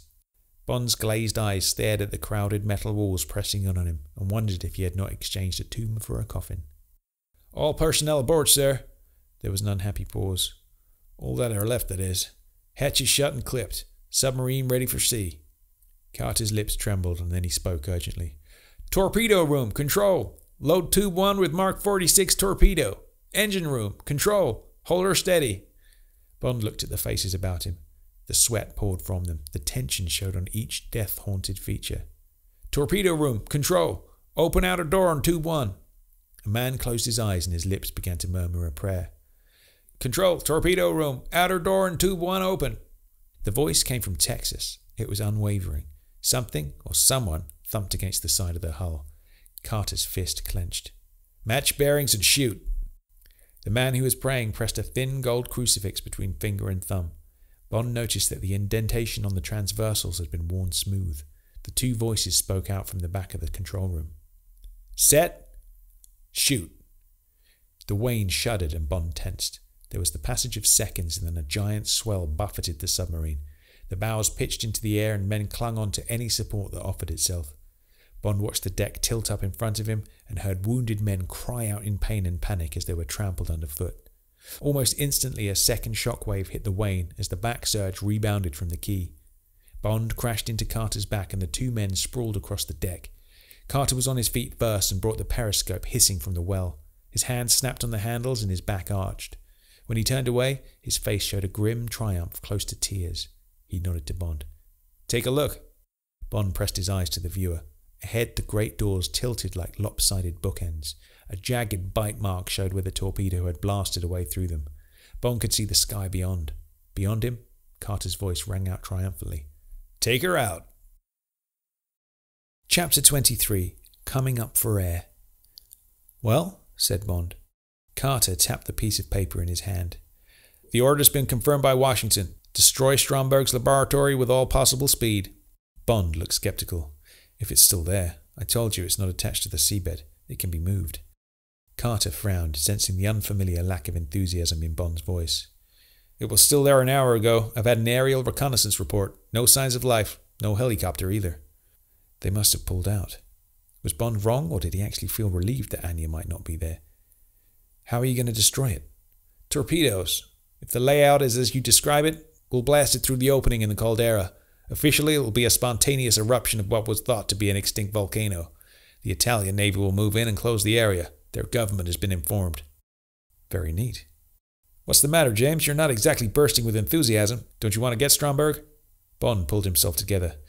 "Of course I do. I just want to ask you one favour. Before we destroy Atlantis, I'd like the chance to get aboard by myself." Carter jerked his head heavenwards in a gesture of exasperation. "Hell, James, are you mad?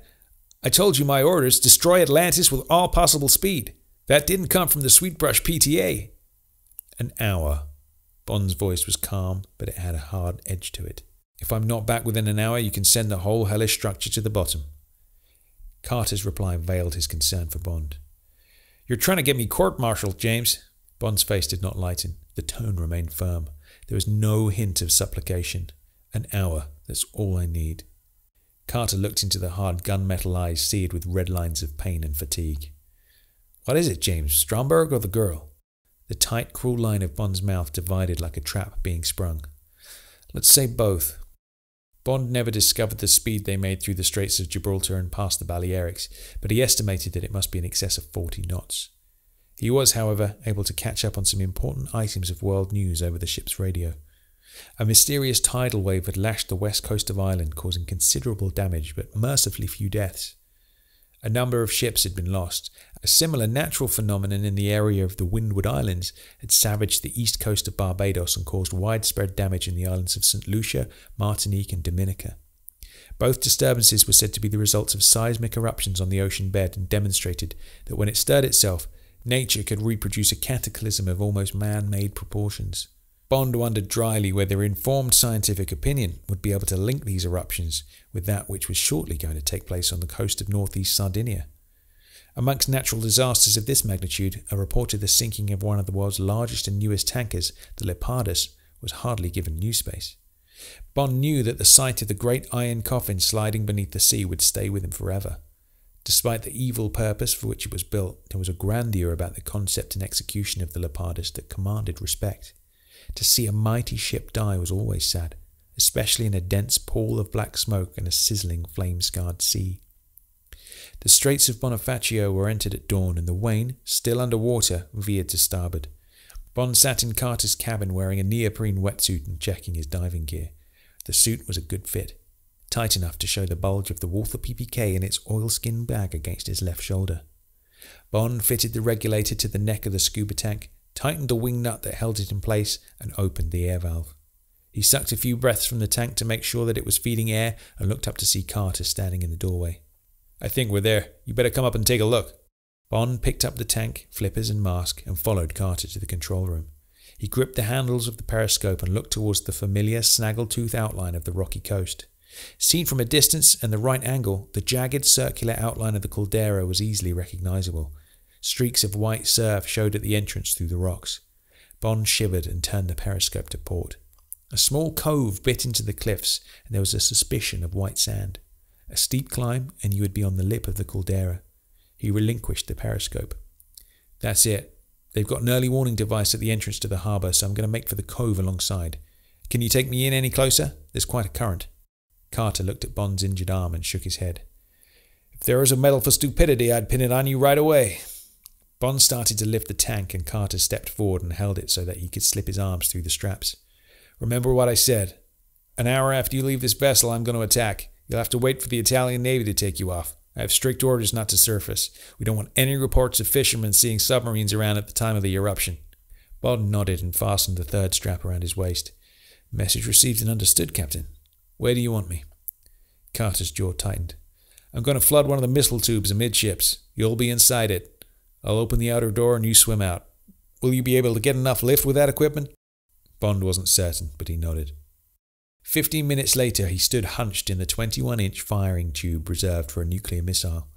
It was an agonizingly tight fit, and the feeling of claustrophobia it induced exceeded anything that Bond had known. His face was pressed against the smooth circular tube, and his scuba tank scraped the wall behind him. It was dark and hot, and he felt like a man in a straitjacket. When the water started to pour in, he wanted to scream. Instead, he pulled his mask down, spat inside it, and with his elbows pressed against his chest, rubbed the saliva over the mask. He settled it on his face and drew up the regulator tube fitting the mouthpiece into his mouth. He took a couple of breaths and felt the water rising above his waist. This was the moment of sheer death-knowing terror. The moment that many men who had drowned with the rats on the Leopardus must have known. Supposing he couldn't move. Supposing he remained stuck in the tube and the regulator failed. The water passed over his face, less icy than the fear that surged with it. A stream of bubbles rushed up and he tilted his head to see the hatch beginning to open. 3 fathoms above his head there was morning light glinting down through the water. Now, pause. Fight panic. Flex the knees as far as possible. Push, but not too hard. Don't lose momentum against the side of the tube. Bond felt the scuba tank dragging against the metal and padded wildly. For a couple of seconds he seemed locked, and then his stretching hands clawed against the top of the tube and he was able to pull himself from the chrysalis of death. Like a basking whale, the 300 feet nuclear submarine stretched away on either side. Bond patted the hull as one might an obedient dog and began paddling towards the surface to make a sighting. It took him 10 minutes to reach the cove, and his arm was aching painfully as he raised his head behind the protection of an offshore rock. There was no one about. The merest hiss of surf on the virgin sand. Bond wanted to rest, but he knew there was no time. He had to drive himself forward. He came in close to the caldera and let the swell lift him onto an apron of pumice-stone rock made slippery by the passage of the sea in a coating of weed that rose and fell like the fur of an animal. He pulled himself ashore and tugged off his flippers, watching small striped fish dart in and out with the passage of the swirling sea. The sun was still low, but already adding some lustre to the sinister grey of the wall that surrounded Stromberg's harbour. Bond looked about him carefully and began to make his way up the loose shale of volcanic rock that ran away beneath his feet like whispers in a church. It was like climbing up a pile of coke. He reached the lip and laid himself down with the mask and flippers beside him. He was breathing hard and his shoulder throbbed. Below him was a narrow defile plunging down into the dark waters of the caldera. 200 yards away the lab rose like a mixture of oil rig and space probe launching pad. There was no sign of life. The helideck was empty. The Reaver was not moored alongside. Bond turned his eyes towards the shore. No vessels were moored against the ramp. The shutters on the buildings were closed. To all intents and purposes, Stromberg had abandoned his headquarters. But Bond tried to analyse his presentiment rationally. Something told him that the place still contained life. He waited another minute, his keen eyes searching all corners of the caldera, and then crawled over the ridge and lowered himself into the defile. Now he was in shadow and the neoprene suit chafed uncomfortably. He picked his way down, scraping knuckles and bare feet as he tried to use every inch of protection that the crevice offered. Within 5 minutes he was at the water's edge. He looked at his battered Rolex Perpetual. Nearly half an hour had elapsed since he left the Wain. Quickly sluicing his mask in water, he pulled it over his head and began to don his flippers. Within seconds he was sliding beneath the surface. To his irritation he found that there was water inside the mask, so he let his feet sink and tilted his head back until he was looking up through the murky water. He pressed a hand against the faceplate and expelled air through his nose until the mask was clear. Now he drove forward, paddling hard with his feet, his arms straggling back along the length of his body. The only sound was of his breathing, a deep, hollow noise when he breathed in, a fluted thumping of bubbles as he exhaled. The sea was murky, close-textured, impenetrable to the eye. With every stroke of his legs, the tension mounted. Was some sonar device plotting his course through the water? Would a depth charge soon drift lazily down to rip the flesh from his bones? He pressed on, seeking to cure fear with movement. The journey seemed endless. Had he by chance veered to one side of his target? No, there it was in front of him, the inverted dome vaguely discernible through the murk. He looked behind warily, but there was nothing save a trail of bubbles. Conscious that these might be seen if he was too near the surface, he dived beneath the hull before making his way upward, brushing against the barnacle-encrusted side. The light grew in intensity, and shoals of small fish veered sharply to one side like shimmering iron filings caught in the refraction of the sun. His head broke the surface, and he pushed his mask back and spat out the mouthpiece so that he could fill his lungs with sweet gulps of fresh air. There was no sound except that of water nudging the landing stage. He paddled towards it and pulled himself aboard, wincing at the pain in his arm. He could feel the escaping blood making the inside of the neoprene suit slippery. Unzipping the jerkin, he took out his Walther PPK. He then shed his diving gear, and without its cumbersome weight, immediately felt better. He took several deep breaths and rose unsteadily to his feet. His respite on the Wain had not been sufficient convalescence for the non-stop action of the last few days. He was drawing on his last resources of energy. Moving his gear to the side of the pontoon, Bond began to ascend the stairway, pistol in hand. The catwalks and gantries which had once been lined with hard-eyed guards were now eerily empty. He came to the first stage and faced the lift. Some internal voice spoke up urgently and told him not to use it. He moved to port and found a metal stairway curving up round one of the 4 tubular columns supporting the structure. He followed it warily and came to a point where 2 enclosed galleries parted at right angles. One was in shadow and the other half exposed to the rising sun. The sea murmured 30 feet below, but there was a closer source of noise. From somewhere along the gallery that lay in shadow came the sound of voices. Bond tensed and tried to pump new life into the pain-numbed fingers that were gripping the Walther. It was impossible to hear what the voices were saying, but they sounded agitated and were talking over each other as if trying to press home an argument. Bond moved forward from the stairway and began to creep along the gallery. Somewhere above his head was a persistent creaking noise like a shutter stirring in the breeze. He passed one door and could tell that the voices were coming from the next room. One of them was speaking urgent Italian. He ducked below a porthole and saw that the heavy metal door was ajar. 2 steps and he threw his shoulder against it and burst inside. The room was empty. Empty save for 2 banks of television screens on opposite walls. They were all showing different pictures, and as Bond watched, he realised that there were commercial television programmes beamed from around the world. A quiz game from Tokyo, a situation comedy from New York, and a news bulletin from Rome. Bond pondered and arrived at the truth. This is where Stromberg must have waited to hear news of the end of the world. Horrified announcements, and then one by one, the screens going blank, the babble of voices dying away until there was complete and utter silence, the silence of the grave. Bond shivered and was turning to leave the room when a voice stopped him dead in his tracks. "Good day, Commander Bond. I have been expecting you." Chapter 24. Exit Sigmund Stromberg. Again. The voice was Stromberg's. It came like the picture of him sitting in his vast armchair from each of the screens in the room. The other images had been wiped away into oblivion. He helped himself from a bowl of walnuts, cracking one with slow, intense care. Bond glanced at his watch. Less than 15 minutes to Carter's deadline. There seemed to be little alternative but to play along with Stromberg. The thin, disembodied voice continued. "I have been watching you for some time. Ever since you called from the sea, in fact." The voice became introspective. "An appropriate entrance in the circumstances. Did it occur to you, Commander Bond? Were you intending to rub salt in my wounds by enacting the role of some primordial creature bridging the gap between fish and man? I imagine not.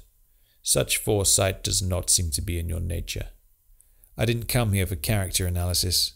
Bond's voice was cutting. "Where's Major Amasova?" Stromberg spread his hands wide. "Clearly not with me. Come, there are matters which I wish to discuss with you. She can be one of them. I am in room 4C. Do not be alarmed. I am not armed." He slowly stretched out a hand towards a console. The screens went blank. Stromberg dropped the nutcrackers into the bowl and flicked a switch on the console. The 2 halves of the Romney portrait separated and revealed the screen of the TV monitor.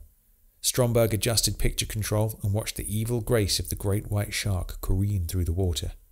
A slight quickening of the pulse was revealed in the deepening red glow of his pupils. The socket mouth began to tremble in anticipation. The camera was covering the glass-fronted cavity of the death trap of room 4C. Stromberg settled back in his chair and tightened his hands over the rounded arm ends. He wanted to hear Bond scream as the girl screamed. He wanted to hear the water rushing in, the gasps, the groans, the sounds of scrabbling, gasping, choking, mad-eyed panic. He wanted to see Bond torn apart while he was still alive. He wanted to watch until the images on the screen were obliterated by a thick crimson curtain. "Room 4C sounded a little pedestrian. I prefer to talk to you face to face." Stromberg spun around and found himself looking into the mean, glinting barrel of Bond's Walther PPK. Bond emerged from the shadows. "Now, let's return to my earlier question. Where's Anya?" Stromberg raised a non-existent eyebrow. "Anya? Last time it was Major Amasova. Do I detect the signs of a developing and tender friendship?" Bond moved the Walther 6 inches closer to Stromberg's heart. "We don't have time for small talk, Stromberg. In less than 10 minutes, this place is going to be sunk by torpedo fire." Stromberg spread his arms wide. "That is of no consequence, Commander Bond. I have already decided to die. My main interest is in ensuring that you die with me. I would have preferred that the shark accounted for you, but that is a question of personal whim."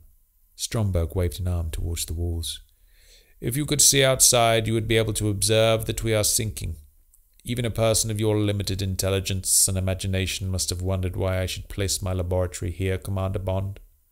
It is because it is a bathysphere, and because the caldera is practically bottomless. When the volcano exploded, it gouged a socket descending over a mile into the earth. This is where I would have lain whilst the nuclear turbulence passed far overhead, snug as a fetus in a womb. A womb which, but for you, would have given birth to a new and immeasurably better world. Stromberg's voice ascended to a shriek. But you destroyed that, and I will destroy you.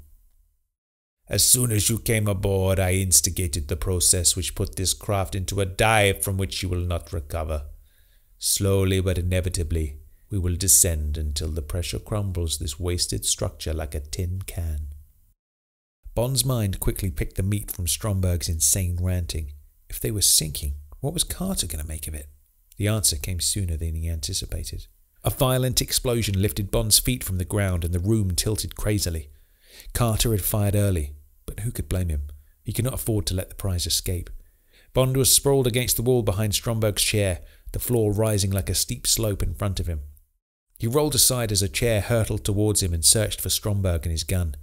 6 feet away along the wall, Stromberg pounced greedily. The Walther PPK took shape in his hand and he steadied himself against the wall. The twin pinpoints of hate glinted triumphantly. Bond tensed for the feel of the first bullet burrowing into his flesh. The third small eye was trained unswervingly on his heart. And then the glass and steel table crashed down the room and drove against Stromberg's head like a battering ram. There was a sickening crunch and the head elongated, pushing forward the eyes so that they bulged out like those of a fish. Even in death, thought Bond. Another pile-driving explosion and an ominous groan of anguish from the smitten hull. The room slowly righted itself and a fast-moving stream of water entered the door and began to snake across the carpet as if searching for someone. Bond scrambled to his feet and prized Stromberg's fingers from his pistol. Although but recently dead, they were of reptilian coldness. Bond burst through the door shouting Anya's name. The water was now an angry tide tearing at his legs. He could see it frothing and bubbling as it welled up from a companionway further along the corridor. A giant squid swirled past and then 3 angelfish. What the devil was happening? Then he realised. The aquarium. The tanks must have burst. My God, if Anya was down there, there would be no hope. He shouted again and struggled on against the current. The corridor divided and a metal rail ran along the roof. From it dangled the familiar roundel of an electromagnet, presumably used to move stores and heavy equipment. Bond ducked past the cable and straightened up to find a shadow blocking his path. A shadow with the ominous substance of jaws behind it. The great uneven head scraped the roof of the corridor. The lips divided in a chilling smile of welcome. The tree-trunk legs parted the current like the Colossus of Rhodes. Bond raised his gun to fire, but his lacerated arm was too slow. Jaws gripped his hand and dashed it against the wall, shattering his knuckles like a row of peanut shells. Bond cried out in pain and drove his knee upwards with all the force that desperation and anger could muster. Jaws grunted. Spreading his hand over Bond's face, he propelled him into the flood. Bond floundered backwards, scrabbling to find his feet. Next time it would be teeth. Jaws was bearing them, curling his lips back and tilting his head so that one could see into the disgusting black caverns of his nostrils. Bond's aching limbs scraped metal and his despairing hand at last found something to cling to. He pulled himself from the flood and saw that he was hanging onto a small control box attached to wires that led to the rail in the ceiling. Jaws lumbered on remorselessly, pacing each step against the increasing fury of the mounting tide. Now the magnet dangled like a bait before the hideous metal teeth. The image set off a small explosion inside Bond's battered brain. Oblivious of the pain, he jabbed his shattered hand against the contact button on the control box. The magnet sprang at Jaws' mouth and clung whirring to his teeth. He looked like some malformed baby sucking a huge teat. Then a look of surprise spread over the gross features. A giant hand rose to pluck at the offensive object as if it was an impertinent fly. Bond pressed the second switch and the wire tightened and began to draw Jaws back against the current. Now both hands were tearing at the magnet and Jaws twisted furiously like a fish on the hook. As Bond watched in fascinated horror, a relentless triangle streaked up behind the stricken giant. A huge grey force launched itself through the wild water and 2 rows of white teeth closed about the threshing flesh. Obscene sounds broke through the barrier of the imprisoned teeth and a wave of blood surged against Bond's chest. Like a man fleeing from a nightmare, he turned and let the current carry him away from this mind-searing spectacle of hideous death. The image of the small red eye glowing with demonic purpose pursued him like an avenging fury. "Anya!" Bond shouted to hear his voice and know that he was still alive. The current swirled him round a corner and turned into a whirlpool as it surged, white-tipped against a wall of metal. Bond seized the rail of a companionway and dragged himself from the flood. The structure was listing at an angle of 45 degrees and beginning to buckle. It groaned and shuddered as if in its death agonies. Ahead, a door twisted and sprang open with a metallic snap. A slim white hand appeared round it. "Anya!" Bond launched himself forward, scrambling along the angle of deck and wall. Anya's head and shoulders appeared pulling themselves out into the corridor, her eyes recognizing him, and then hardened as if frozen over with a layer of ice. "Anya!" He tried to reassure her with the sound of his voice. She must be in a state of shock. God knows what they had done to her. Then a pistol appeared in her hand. The sight reared towards the lopsided ceiling and then slowly swung down to cover Bond's heart. The finger started to tighten round the trigger. "When this mission is over, Sergei will be avenged and you will be dead." The words came back to Bond with chilling clarity. He kept coming. "Anya, give me that gun." He stretched out his hand. The barrel began to waver. Bond closed his fingers about it and kept looking into Anya's eyes. She blinked as if awakening from a bad dream. The corridor echoed to the sound of grinding metal as if it had been twisted by two giant hands. Bond took the gun from the unresisting fingers and pressed Anya to his chest. He could feel her heart thudding like a bird's. "We have seconds to get out of this place. Trust me." He took her by the hand and drew her after him as a menacing column of water rushed between their feet. Now the downward motion was terrifyingly perceptible. The stomach rose, the legs hung weightless. Bond's heart pumped blood and panic through his system. How in God's name did one escape from this waterlogged tomb? The walls were now listing at such an angle as to become a roof. Bond dropped to his knees and the water rushing past brushed against his chin. Soon it would be above his shoulders, his head, and then what? How many minutes of palsied dance before the body finally floated belly upwards, the legs and arms dangling down like those of some near-spent insect? Bond jerked his head above the rising torrent and held tight to Anya's hand. To port, there was a bulkhead door opening 6 inches above the tilting deck. 3 inches from its bottom was a small plaque. 2 magic words, stenciled in 4 languages. Escape hatch. Bond reached up and pulled the heavy metal lever. As the door fell open, it was necessary to plunge his head into the cavity to keep it above water. He dragged Anya after him and began to scramble into the narrow padded spheroid. The water surged about his feet and battered against the tilted door, making it impossible to close. Anya joined him, and together they leaned down into the raging torrent, fighting to save their lives. The stricken craft twitched into its final descending spiral, and in that instant the door cleared the water. Bond's mangled arm drew it closed, and Anya threw the locking bolts. The wild flood thumped vengefully against the closure. Bond gripped the lever and plunged it down. There was a grinding noise, a breakaway, a resentful tug, and then a sudden sense of floating in space. And then, most beautiful of all, a sensation of rising. A moment towards heaven like that of a flower drawn by the sun. "James!" Bond felt Anya's arms encircle him, and then he collapsed into unconsciousness. Chapter 25. Love in the Morning. Breakfast was Bond's favourite meal of the day, and since he was supposed to be recuperating, hated word. He determinedly made the most of it. 2 large, strong cups of unsweetened black coffee, half a pint of fresh orange juice, freshly squeezed with a couple of errant pips paying tribute to the immaculacy of the source, 2 fried eggs and 3 thick rashers of Irish bacon. When the rashers were no more than 3 serpentine rinds, he moved on to the toast. 2 slices made more delectable by the addition of generous spreadings of Normandy demi-sel butter and Cooper's vintage Oxford marmalade decanted into a silver pot that Bond vaguely remembered having been a christening gift. Bond brushed a crumb from the corner of his mouth and was about to ring for May, his treasured Scottish housekeeper, when she appeared unannounced. "Excuse me, S." S was May's grudging diminutive for Sir. "There's a naval gentleman to see you. I think he's an American." The slight note of disapproval in May's voice did not totally exclude sympathy for the man's lot. Bond felt better immediately. "Captain Carter," he prompted. Remembering names was not May's forte. "Ask him to come in straight away." Seconds later, Carter strode in behind a strong handshake, his face crinkled up in a genuine smile of greeting.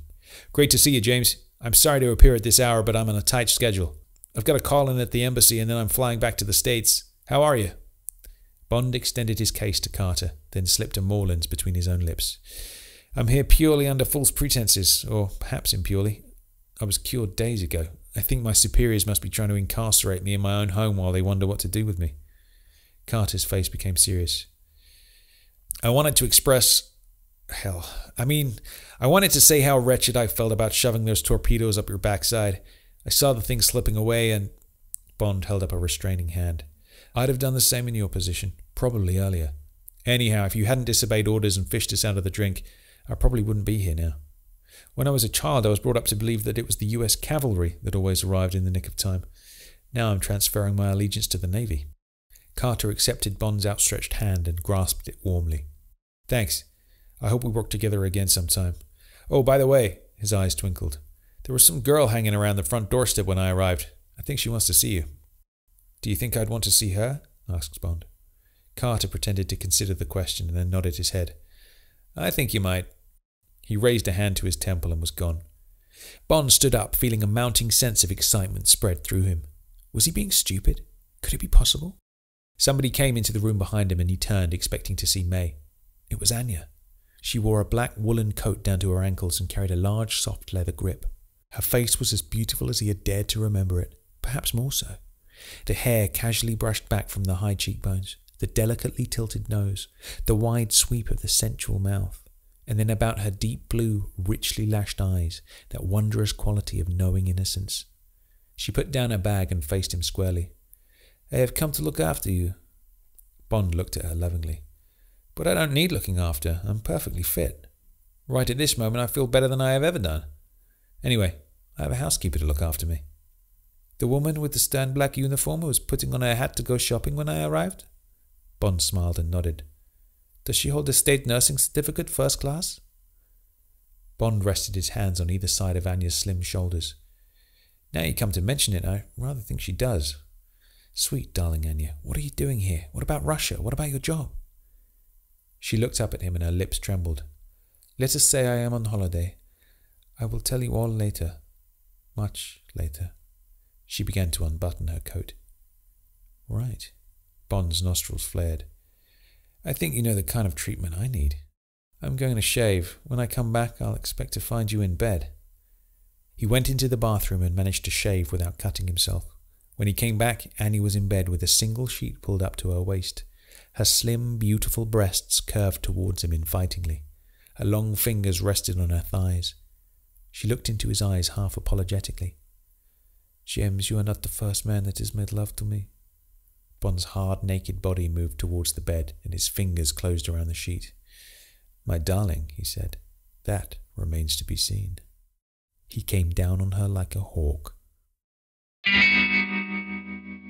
So there we have it.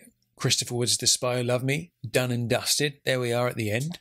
So let's initiate discussion from the beginning of my little section today, chapter 22, 5 minutes to Armageddon. Now, we're firmly in the battle aboard the Leopardus.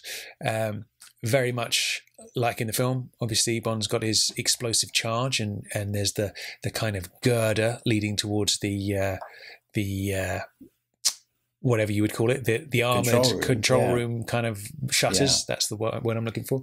And this is where you referenced earlier, actually, this is where Bond is proper knackered and proper beaten up, and he's kind of like hanging on with the last ounces of energy that he's got there. Again, this is one of those sequences that feels to me like it's pretty much lifted straight from the film, or vice versa, whichever way you want to look at it. What are your thoughts? Yeah, in the film, he actually climbs on top of the camera unit and goes along, just because that's more cinematic. In this, it suggests that he hooks the warhead onto the camera and lets it just drift off. That's right, yes. And then he falls into the water. But it's a lot cooler seeing Roger Moore sitting on a big globe. Yeah. I remember those big round cameras appearing in like supermarkets in the 80s. I remember those as well, actually. Yeah, exactly what they look like. Now they're all tiny little things, and they're nowhere near as cool looking. But he's really angry. His arms are about to fall out of his pockets, and he's constantly trying not to throw up.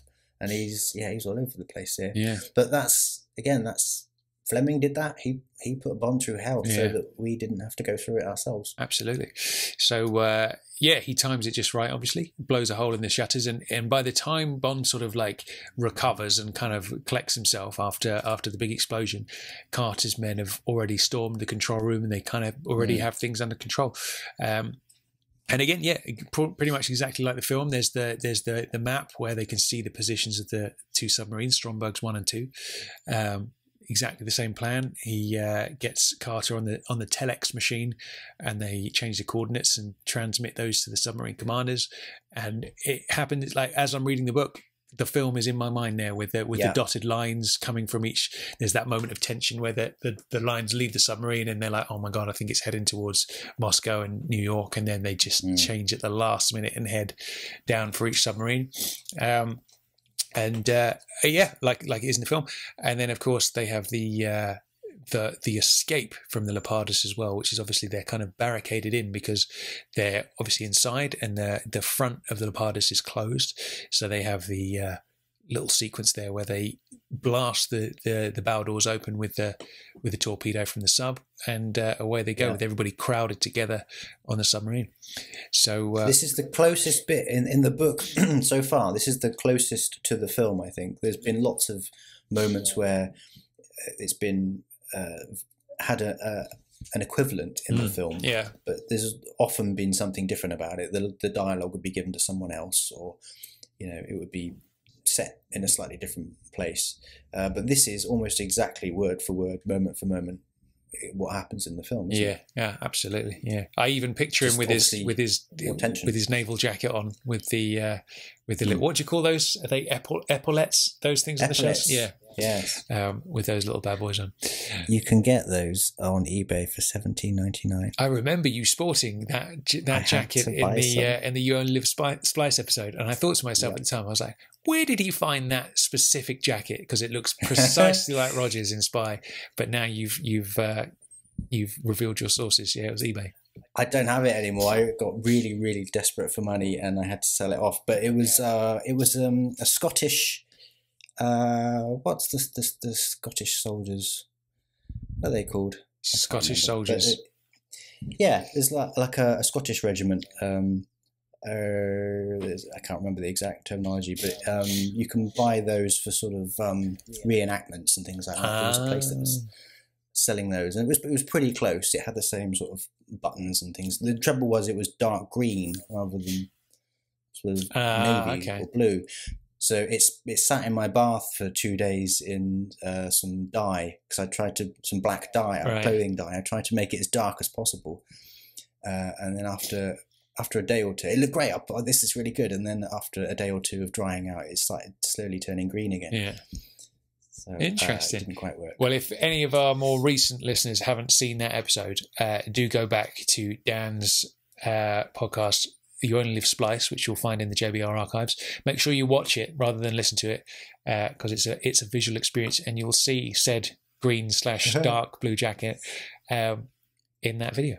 I got it here. It's a Scottish fad tunic, khaki military army. 1999.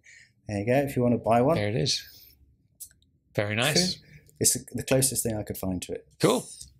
So next chapter then, chapter 23 coming up for it. Oh, God, there was a very hidden Fleming reference in that last chapter. Give it to me. Which you might not have spotted because it was really subtle. When they meet up again after Bond has blown a hole in the impenetrable shield, Carter says to Bond, "I'll get you a Medal of Merit for this." And Bond says to Carter, "I've already turned one down." Okay. Very subtle. Yes. But that is a reference, I think, to... Well, do you know what that's a reference to? Do you know what? I remember there being a chapter somewhere where a medal is offered to Bond and he turns it down because the 00 section do not accept medals. I can't remember exactly what story that is off the top of my head. It is the very last paragraph of The Man with the Golden Gun. He's offered a knighthood. And he just says, "Oh, sod that. I'm not... Can't be dealing with that rubbish." Because obviously with that, I'm assuming that would completely break his anonymity. He'd have to... people would constantly be calling him Sir James. Yeah. And, well, we've already had a Sir James Bond, haven't we? That didn't work too well. Absolutely. So, I think there's just too much faff, and he likes to sort of sink back into the shadows. So he turned that down. But there's a nice little reference there. Again, that's proof that he's done his research. Yeah. absolutely. Now the I believe it was chapter 22 actually, where he references universal export singular. Yeah. Now, if you remember our discussion last time, he called universal export something different, didn't he? What was it? Off the top of my head, I can't remember what it was now. International export. International export, and then this time it's universal export again. So there was an issue going on there somewhere in the editing process or in the writing process. Yeah. Maybe now would be the time to point out the editing thing. I'm obsessed with editing. There's obviously the writer would give the book to an editor, having gone through it themselves. They would reread it. Although I think Fleming didn't like to do that. He liked to he'd give it to someone else and then he'd go back and make changes afterwards. But someone would have the job of going through the manuscript and checking facts, checking spelling, checking grammar, checking that things married up, because a person who has red hair and freckles and a moustache at the beginning kind of has to have red hair, freckles and a moustache by the end. It certainly can't be a blonde with a big beard. It wouldn't work. So a sort of second eye has to be cast over the manuscript to check for details like that. For whatever reason, the universal exports, international export thing was missed by whoever edited the book. But really strangely, and I only spotted this yesterday when I was reading along with the stuff that you'd sent me, I've been reading from the British paperback, which is the one with Sir Roger on the front. Yep. There's also an American paperback, which has got the movie poster on it. Mm-hmm. This one has different dialogue, different chapter, what am I trying to say? Different descriptions. There's something about this, the writing in this one has occasionally little extra tiny bits of detail, description and detail that this one doesn't have, which is really weird. So I can only assume that this is the one the Christopher Wood handed in, and the English paperback was edited by one person who decided that sentence isn't necessary, we'll cut that out. Yeah. That word isn't necessary, we'll cut that out, just to speed things up. And yet the American one would have been edited by someone else because it's a different publisher. And they left them in. So occasionally there are little bits of dialogue that don't match up. If you're listening to the one that we read and you're reading along with the American paperback, you'll find bits that don't make sense. They aren't what we said. But they're tiny little details. Like in the American one, in the British one, during the Lotus chase, Anya looks in the window, in the mirror, and looks at the car that's chasing them, and she says, he's dropping back, James. Whereas in the American one, she says, he's dropping back, James. I think he's on fire. And then Bond's eyes shoot to the mirror. At first glance, it seems Anya was right. And then a little bit more, smoke was streaming from behind the sidecar, and there was a glimpse of yellow flame. That sentence isn't in the British one. It's almost like they thought it was unnecessary. Yeah, we'll just cross that out. I feel like there must be, because there's always that thing when you've got the British version and the American version of Bond, and the covers are always different, aren't they? And it has to be said, the American covers are always a bit duff compared to the British ones. There's something, the artwork is never quite as good as on the British editions. So I guess it makes sense that maybe you wouldn't do that these days, but in those days maybe there was an editor for the American palette versus the British one, you know what I mean? And it's just, again, there's no real right or wrong answer to those choices they made, but it's just perhaps a different person sitting there and they made different editorial changes as one would, I guess. Yeah. But there's the changes that they've made, they're not necessarily, cultural. They're not sort of, the Americans won't get this. Yeah. So it's not, I mean, Cows Week, there's a reference to Cows Week. I don't think most Americans would know what that was. That's true. Good point. One of the key ones you pointed out, because obviously you sent me a couple of photos of the book, is basically the UK edition, blah, blah, blah, blah, blah, blah, blah.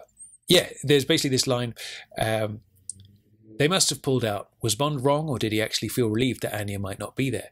How are you going to destroy it? So this is obviously coming towards the end of the book now. But in the US edition, it says, was Bond wrong, or did he actually feel relieved that Anya might not be on Atlantis? So as we discussed last time, there was no reference to Atlantis in this book so far. Yeah. It was just Stromberg's laboratory. Whereas in the US edition of the book, there it is, being called in black and white Atlantis.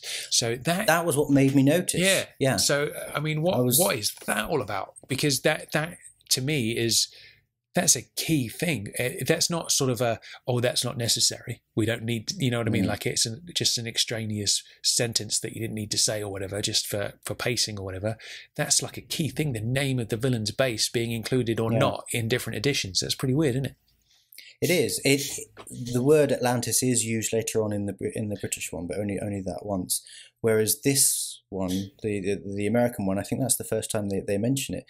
Yeah, it's really odd, isn't it? It doesn't seem to make a lot of sense. Oh, and also so they do call it Atlantis in the British edition. They do eventually. Oh, yes. Okay. But I because as I was reading along with the American one, you didn't say Atlantis, and yet there was the word Atlantis on the page in front of me. That made me think, hang on, what's going on? So I went back to all the other chapters earlier where they may have called it Atlantis to see if it popped up. Yeah. I thought maybe it was a copyright thing. Maybe there was something, some corporate thing in America that meant, or in the UK that meant you couldn't call it Atlantis. Yeah. So they maybe they changed it. Like Top Cat was called Boss Cat for a while in the UK because it sort of trod on the toes of some actual cat food that was called Top Cat. Yeah.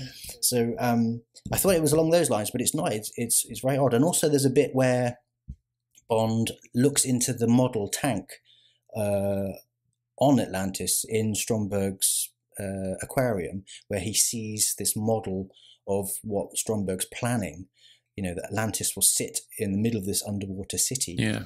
And the American one, the British one says it's like living in a goldfish bowl, he thought to himself. Most imposing of all, the laboratory was standing in the middle of the whole structure.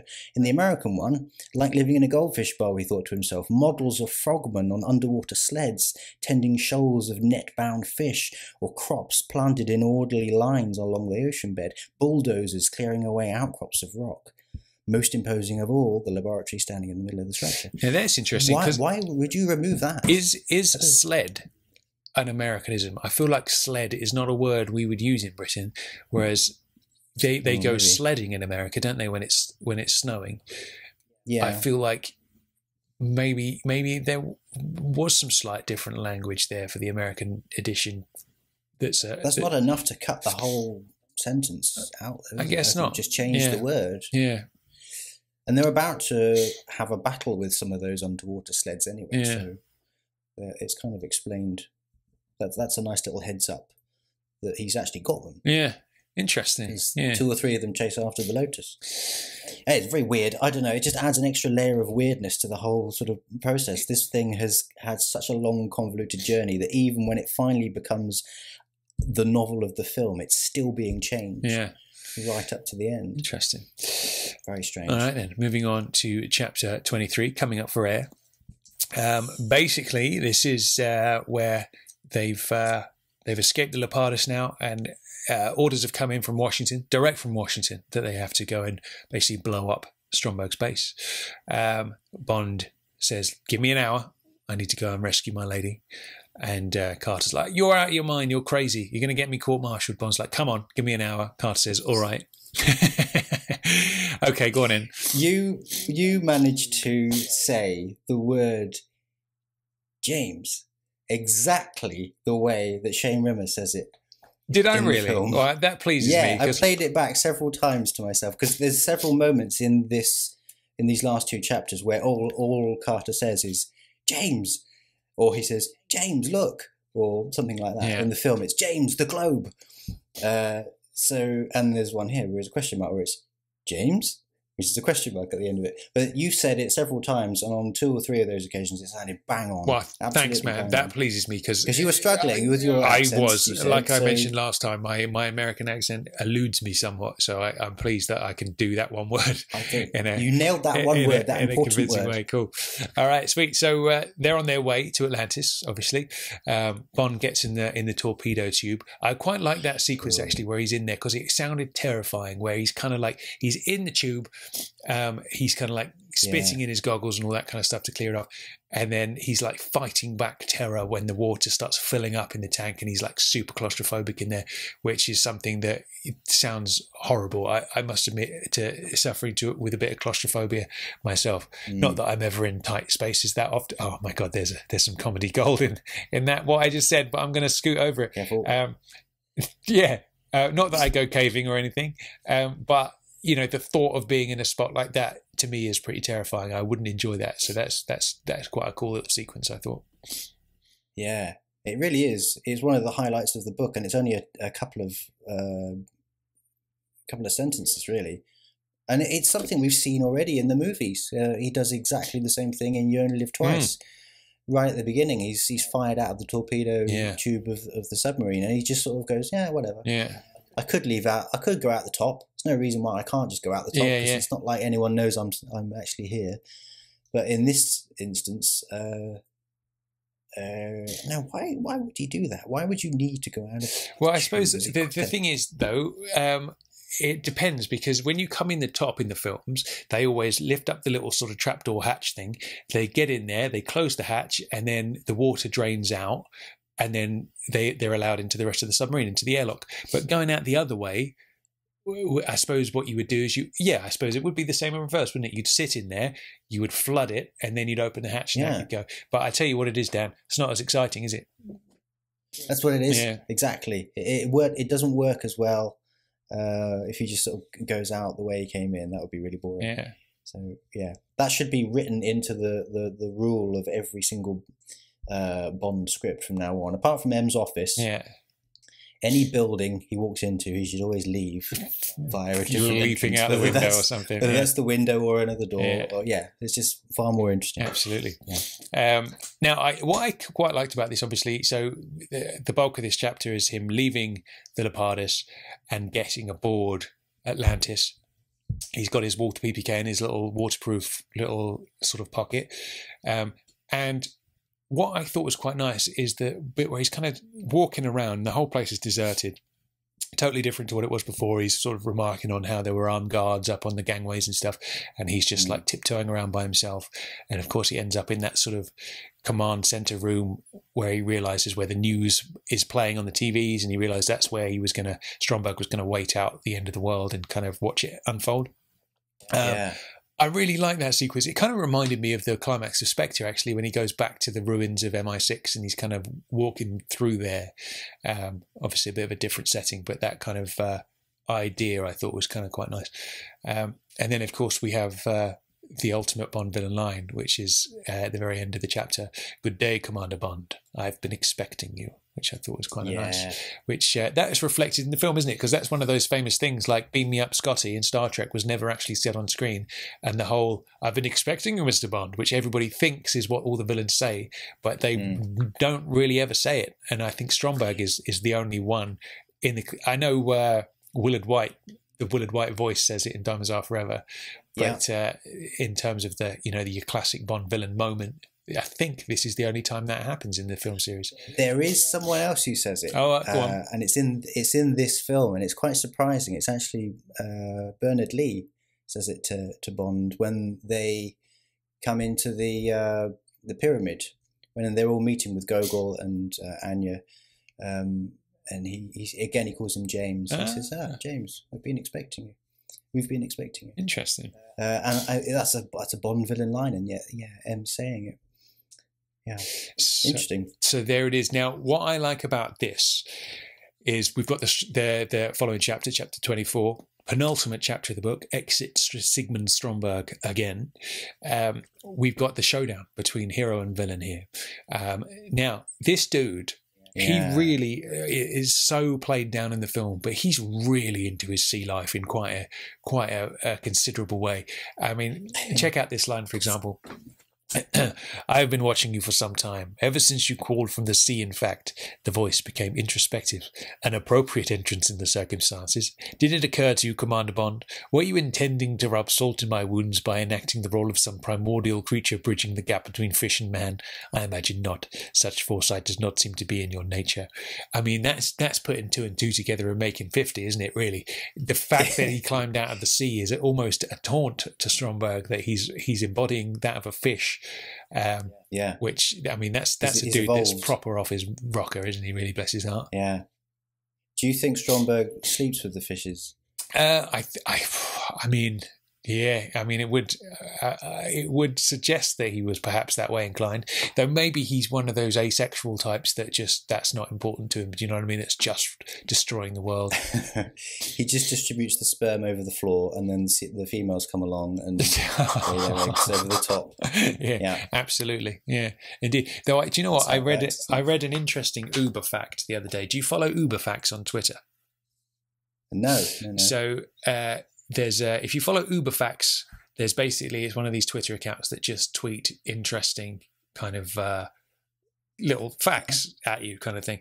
And I was just scanning my Twitter account the other day, and there was one that I came across that I retweeted like probably two or 3 years ago, that I was like, Jesus Christ, and it made me think of Stromberg actually.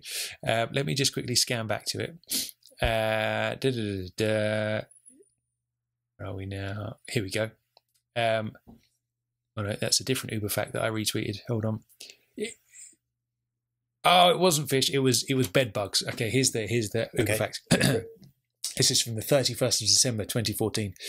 Male bed bugs don't bother with vaginas when mating. They simply stab the female in the abdomen with their penis and ejaculate into her body. Now that's pretty brutal, isn't it? They don't bother with vaginas when mating. Like, they could do, but they can't be bothered, so they just go straight in the belly. Yikes. Now, I for some reason, my memory was that was seahorses and not bedbugs, so that's what made me think of Stromberg. So maybe that would be his preferred route. But yeah, absolutely, maybe he deposits his his little Sigmund, his mini Sigmunds into the fish tank, and they gobble it up. But who knows? That's certainly not something you would find in the 1977 film either. That's too dark even for this book, and this is a pretty dark book in places. Yeah, indeed. But yeah, maybe if Christopher would have had an extra sort of glass or two of Jack Daniels on his desk, he might have delved in, sort of gone into that. He might have gone area there. Of detail. Yeah, absolutely. So there we have it. So he basically, Stromberg's come over his voice has come over the kind of loudspeaker, and he's tried to lure Bond to room 4C, which is obviously, we've come across room 4C earlier in the book with Stromberg's assistant, and that's where the shark is and all the rest of it. Now, what's interesting is that Bond is too clever for that. He knows something's up, and he just turns up behind Stromberg and says, room 4C was too pedestrian. I've come here for a face-to-face. Now, but it's never explained how Bond knew that, or quite how he knew where Stromberg actually was, and the fact that he wasn't in room 4C. So that's kind of glossed over that bit, isn't it? That is sort of a film license, isn't it? You could get away with that in a film because it's visually interesting to suddenly have someone switch the circumstances around like that. You assume Stromberg's got the upper hand, and then suddenly it's twisted around. But it's funny that they've attempted that in this without giving an explanation as to how he knew. Yeah, because presumably it's a pretty big place. You would. And it's not like you would need that an extra couple of lines, wouldn't you? That Bond had noticed something on his way to room 4C and was like, "Hold on a minute." Yeah. A big sign saying Stromberg's hidden fortress this way. But maybe the first time he'd been on board Atlantis, he might have, noticed something which could have given him a tip off. But no, there's nothing here. Isn't it funny that there's no wet bike as well? That's true. There are a couple of things there that don't happen in the book. Number one, as you pointed out to me on Twitter the other day, that there's no train fight with Jaws. That's not a thing. No. So that in the film, that happens after they've had the meeting with M and Gogol, where they're kind of like looking at the microfilm. When they're on their way to Sardinia, basically, that's where the train fight happens, and that's just not in the book at all. That's not used. And that's the first time they actually get to spend some me time alone. Absolutely, as well, some quality time. In this book hasn't actually happened at that point. Yeah. So, yeah. Absolutely. So yeah, and then the wet bike's not there too. But again, as you said, that's just far more cinematic to have a big fight. And to have this amazing, I presume that wet bikes weren't quite as everyday as they are now. Yeah. Back in the 1970s, I should imagine it was quite a unique thing to see. So they'd obviously thought, we'll have that. I've seen one of those on holiday. We'll get that in for the next Bond film. And where can we put that? Well, that'll do. There.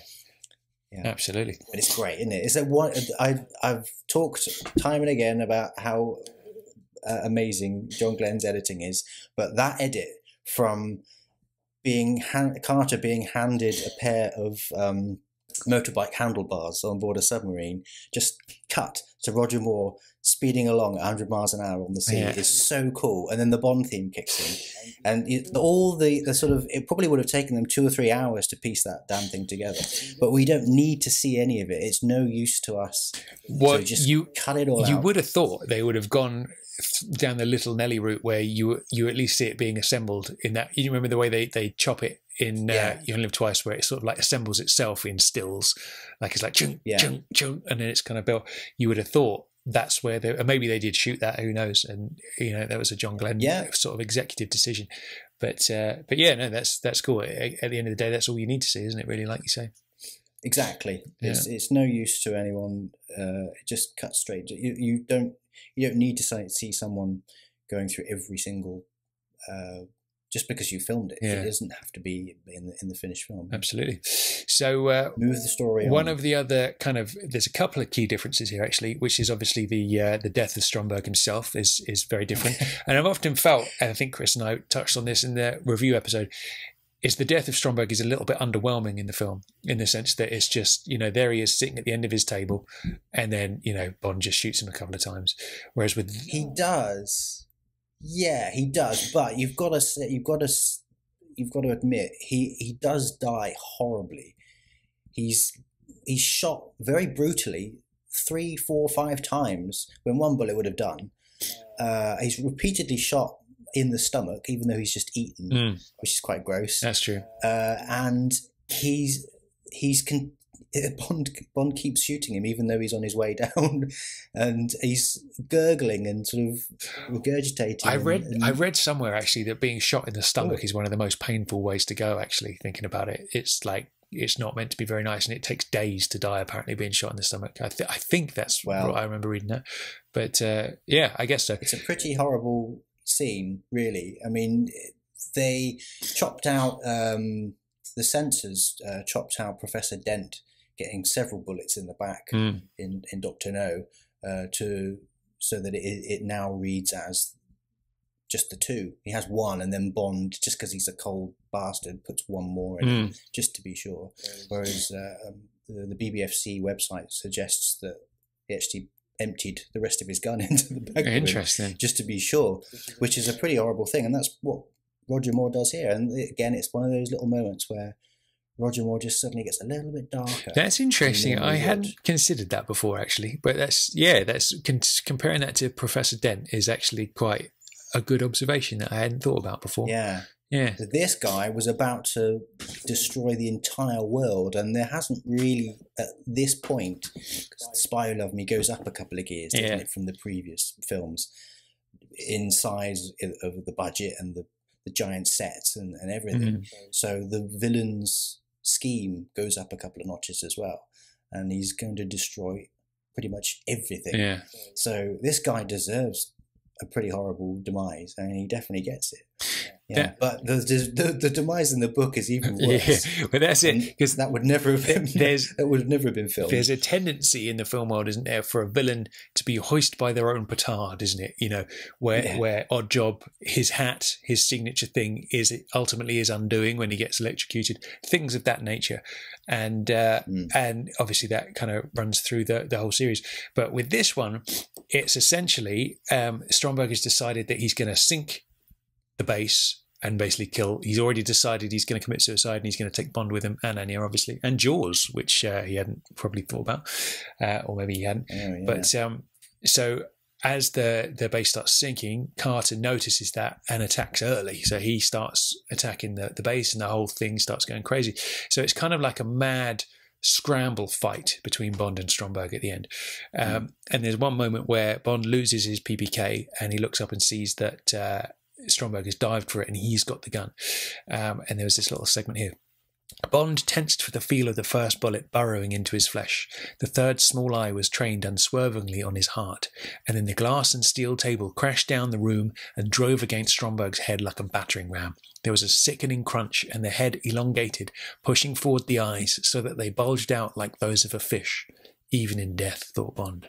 So there is that sort of like justice death there, where he's been so obsessed with fish that when he dies by a massive table slamming into his head, he kind of looks like a fish on his way out as well. Yeah. I suppose the obvious way of killing off Stromberg, or someone that's obsessed with fish, would be to feed him to a shark. Do something that he's done to someone else already. Yeah. But yeah, on that occasion, they've just gone. I don't know if it's. If it was mentioned before that there was a huge sliding glass table in the room, I'd have felt a little less cheated. Yeah. But it's still, I mean, it's good that even in death he does resemble a fish. But it would have been nice. I feel would have been an extra layer of spice had it been maybe the giant model in the fish tank of Atlantis, if that had landed on him or something like that. It would have been something that we knew was there. Yeah, I feel like you need a little bit of foreshadowing or something for something like that, don't you? You know what I mean? Maybe foreshadowing is a bit strong, but like something like, for me, I think Odd Job's death is totally appropriate in the sense that his hat is something that he's wrought damage out on others with, and that's ultimately the thing that kills him. And I feel like, I feel like Stromberg needed something in the film, especially, but like in the book, something like, I suppose, drowning him maybe, I suppose is something that could be along those lines, or like, throwing him to some piranhas. I feel like, but obviously that's a bit too live and let die. You only live twice, a bit too much. There's enough of that in this film as it is. Yeah, absolutely. It might be that he would have enjoyed that anyway. So at least you're denying him that. Now I sent you something from Mad Magazine. Earlier on, and I've read so much on this film and this novelization over the last couple of weeks. I can't remember if this was one of those where this line came from, but there was a mention that just to really annoy Stromberg, or just to really annoy the villain in that Mad Magazine sketch, his funeral was going to be on land. Very nice. Is that where that was from? I can't remember now, but Bond says to Stromberg, or whoever Mad Magazine's equivalent of Stromberg is, Bond says, "I'm going to put an end to this. I'm going to make sure that I kill you, and just to be really sure, I'm going to make sure your funeral is on land." Extra little dig, yeah. It could be that Bond killing Stromberg with water or drowning or fish would have been too good for him. So just good point. Slamming a table against his head is as good a way of ending it as any. I suppose. Absolutely, good point. That's a fair point. Now, one of the other, we mentioned obviously that there's no train fight with Jaws in this book. Now the showdown happens here with Jaws, and ultimately it ends in Jaws' death. So or at least it's heavily implied it's his death. Anyway, so here's the little thing. Basically, he's done the magnet thing, just like in the film. Jaws is hanging from his teeth, which is very much hoist by his own petard, isn't it? I like that. Yeah. And it says, as Bond watched in fascinated horror, a relentless triangle streaked up behind the stricken giant. A huge grey force launched itself through the wild water, and 2 rows of white teeth closed about the threshing flesh. Obscene sounds broke through the barrier of the imprisoned teeth, and a wave of blood surged against Bond's chest. Like a man fleeing from a nightmare, he turned and let the current carry him away from this mind-searing spectacle of hideous death. The image of the small red eye glowing with demonic purpose pursued him like an avenging fury. So that, to me, I mean, it's one of those things where when you don't actually see somebody die and there's all the thing they can come back later, that to me is a bit on the nose. I feel like Jaws is dead there. You know, there's a wave of blood. You know, the 2 rows of teeth closed about the threshing flesh. I feel like that's the end of Jaws, but you've read the Moonraker novelization, so you probably know that he probably does come back in that as well. Is that the case? He does. Whether or not that is alluded to, I can't remember. But he is there in the opening chapter. The two giant arms flapping to try and pushing Bond out of the plane. Yeah. I don't seem to remember Jaws actually jumping out of the plane in that novelization. I think he's there to push him out of the plane, but I don't think he follows after him. Okay. I can't remember. We'll have to have a look. But yes, it does seem like that's pretty much the end of him. But it luckily, at the time, they didn't know that the character was going to be so successful that they'd bring him back in another film and therefore another novelization. So luckily, he didn't write him off completely. He didn't do what he did with the secretary and have, the stomach burst open and all that nonsense. Yeah, absolutely. So it is written in a fairly ambiguous kind of way. He could have escaped that. Yeah, I guess so.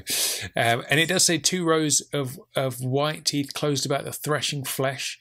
So, no, I'm thinking because his teeth, I was thinking it could be, as in the film, Jaws biting the shark, but his teeth would be silver and they're attached to the magnet, so he wouldn't have been able to do that. So there we go. Different teeth. Indeed. Yes. So basically this bit plays out more or less like the film. Bond finds Anya, and she's still a bit pissed off at him for killing Sergei, and there's a little moment there where he's like, oh my god, is she going to shoot me or whatever? But she gets over it pretty quick, bless her heart. And then they find the escape hatch, and away they go. And that takes us up to the end of chapter 24. So what are your thoughts on that? There's no how does that grab you line. No. Peter Lamont came up with that line. We'll get into it a little bit in a minute about how free the script was for people to chip in on. I remember I was at the convention at Pinewood in 1990, and Peter Lamont was up on the stage doing a Q&A, and he said that they didn't have a line for Bond to say at that point, and he just chipped in and said, how does that grab you? And everyone went, yes, that's perfect. Good old Peter. Good lad. Yeah. Good It's stuff. probably a bit too laid back for what's going on in here. Indeed. So, there we go. So that takes us up to the final chapter. Now, this is very different. Now, what we have in the film, obviously, is we have the little escape pod bobbing to the surface. We have, M and we've got Gogol and Freddie Gray and 007. What are you doing? Keeping the British end up, sir. Classic. Absolutely. No arguments with that. But we don't get any of that this time around. What we do is immediately after the escape sequence, we cut back to Bond's house. And he's hanging out with his housekeeper, May, who's just made him some delicious breakfast. He's got a bit of orange juice on the go and, his scrambled eggs and all that business. Chapter 25, Love in the Morning, I should say. Carter shows up. He's feeling a bit bad for firing early upon the Atlantis situation and putting Bond in jeopardy. And then as he's leaving, he happens to mention that there's a rather lovely lady waiting for him outside. So Anya pops in and they have a little chit chat. Anya's on holiday, basically. She doesn't have to go back to work immediately, so she's chilling out for a bit. Now, Bond says, basically, get in bed. I'm going to go and have a shave. And I'll be giving you a scene to you when I come back. Now, I must say that the final part of this... Is that a line you've used before?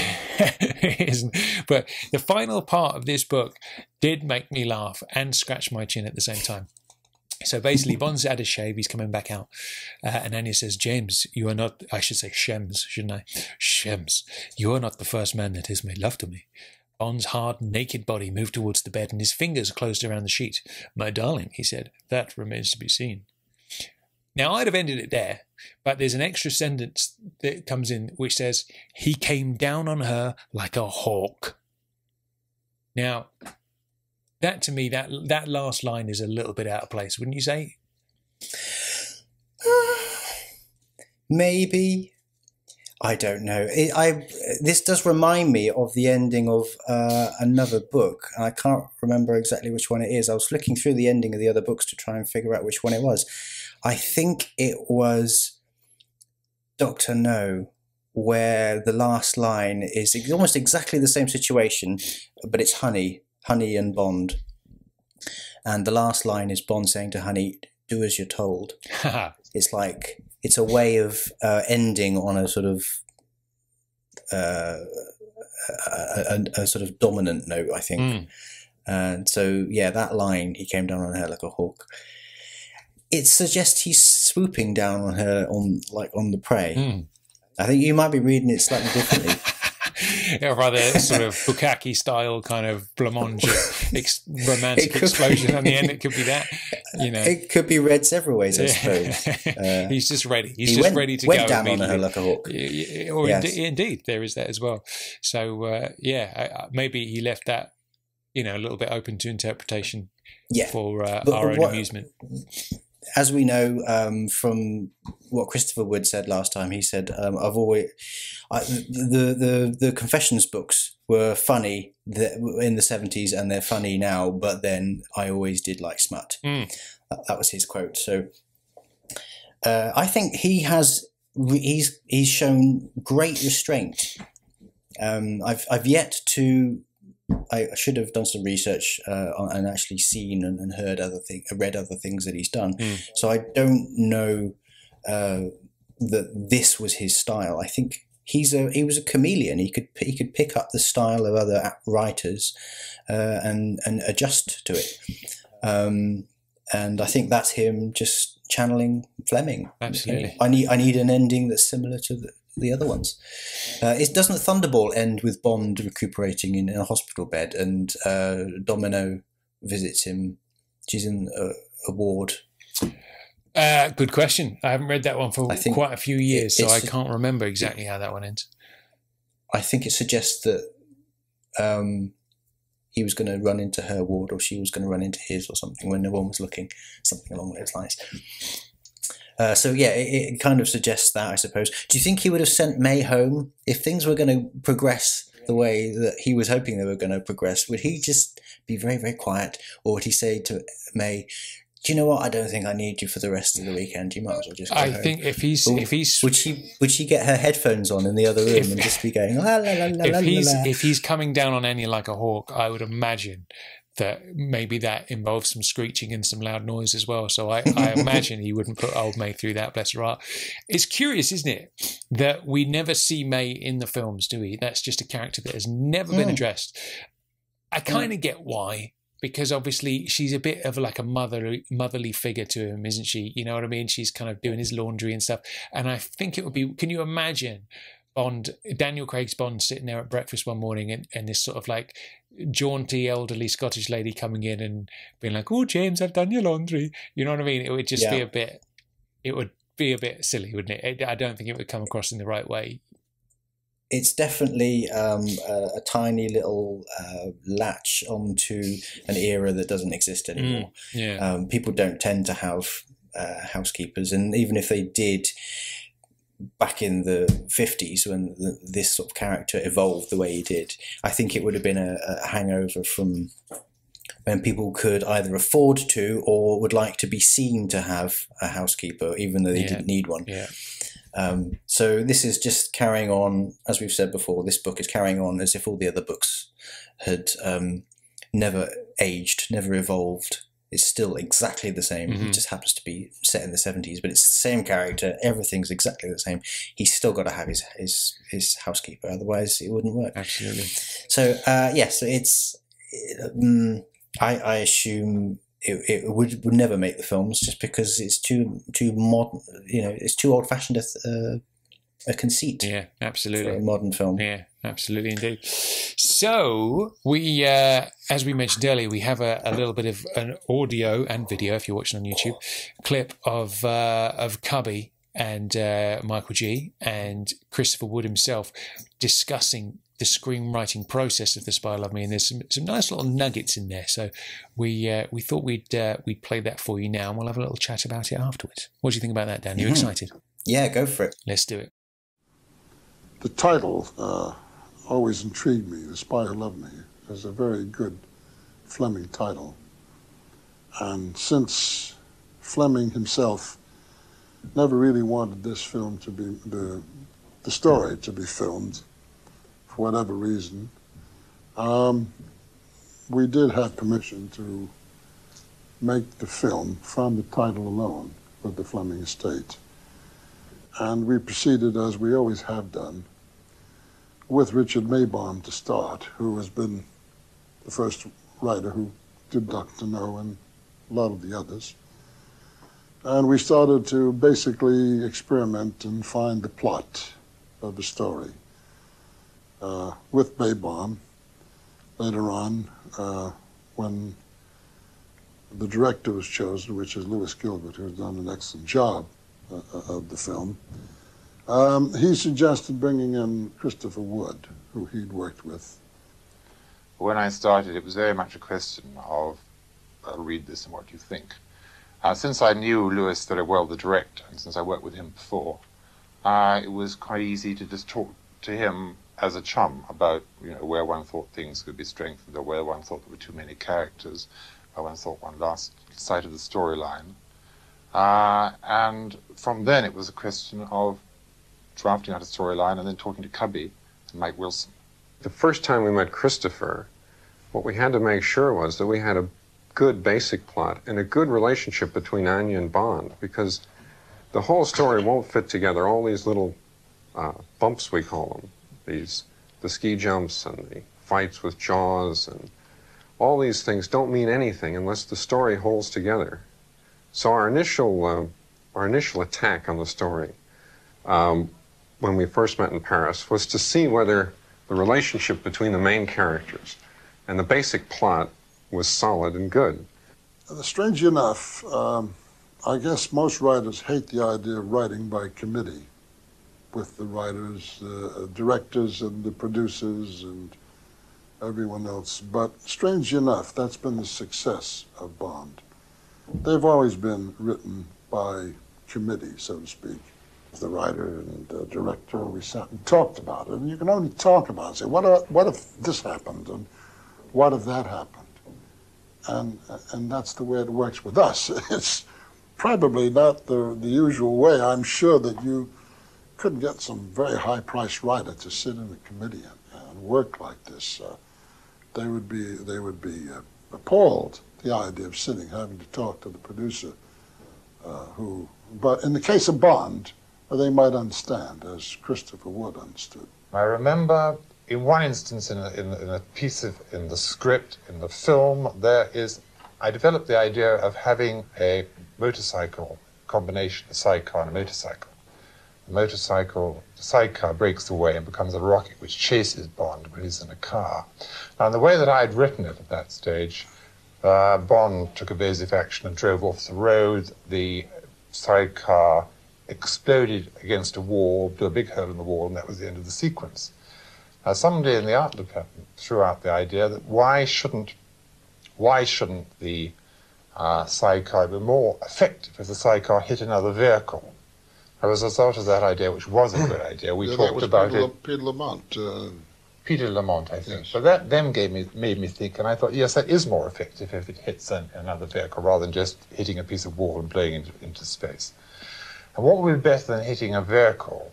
Or how could you build something extra into hitting a vehicle, other than just a blinding flash and bits of explosive material blowing all over the place. Supposing one made that vehicle something unusual, like, as we did do, a vehicle that was carrying a load of feather mattresses, so that when you explode the vehicle, boom, instead of just a big bang, you get a big bang of millions and millions of feathers.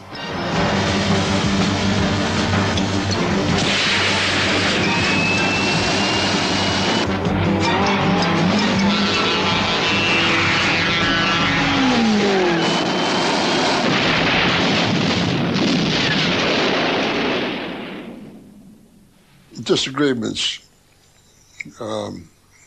do develop, and it's good, because that, I think, is what does make a good screenplay. Lewis felt that maybe we wouldn't need the train sequence. Mainly because he felt we had done train sequences before. In Russia with Love. And in Live and Let Die, we had train sequence. But trains are exciting, you know, and planes are exciting, and anything is exciting as a set piece. And I didn't quite agree with that, because the idea that we had suited the script.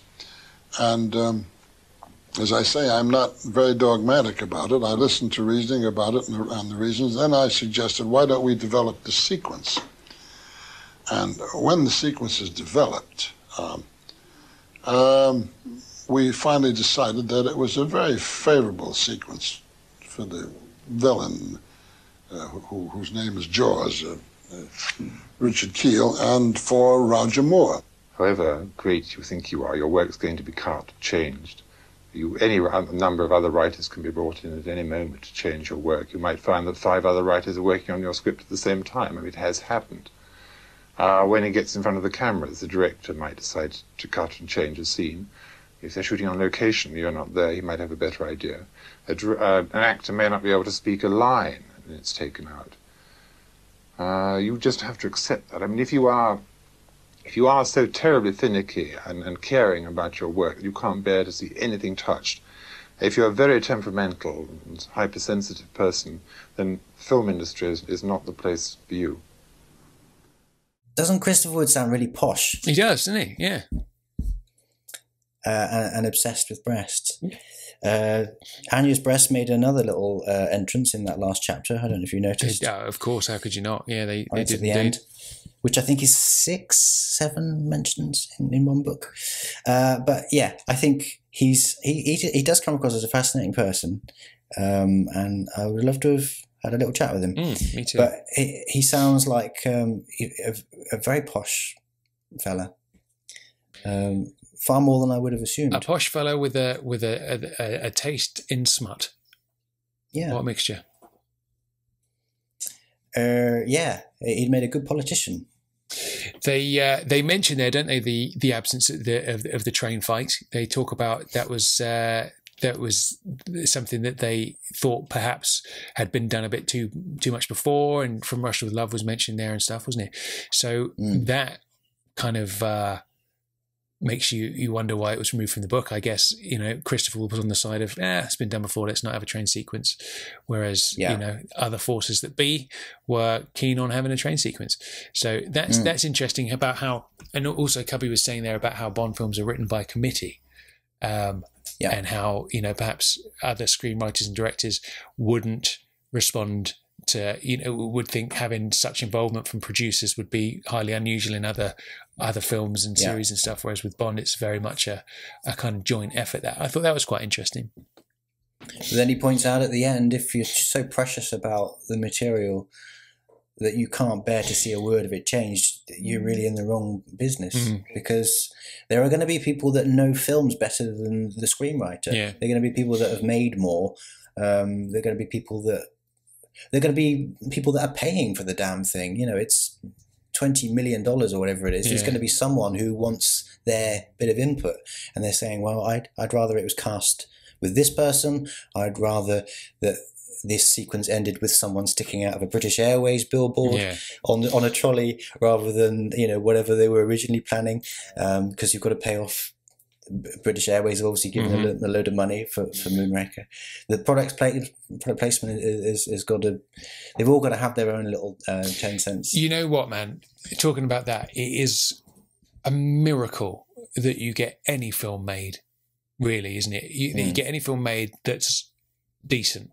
Because in my opinion, with a lot of things with creative stuff, I feel like the more cooks you have does kind of spoil the broth, as they say. And I feel like when you have a singular vision a lot of the time, not in every case, there's like a famous case of Star Wars, for example, being like the first cut of Star Wars was apparently a huge disaster.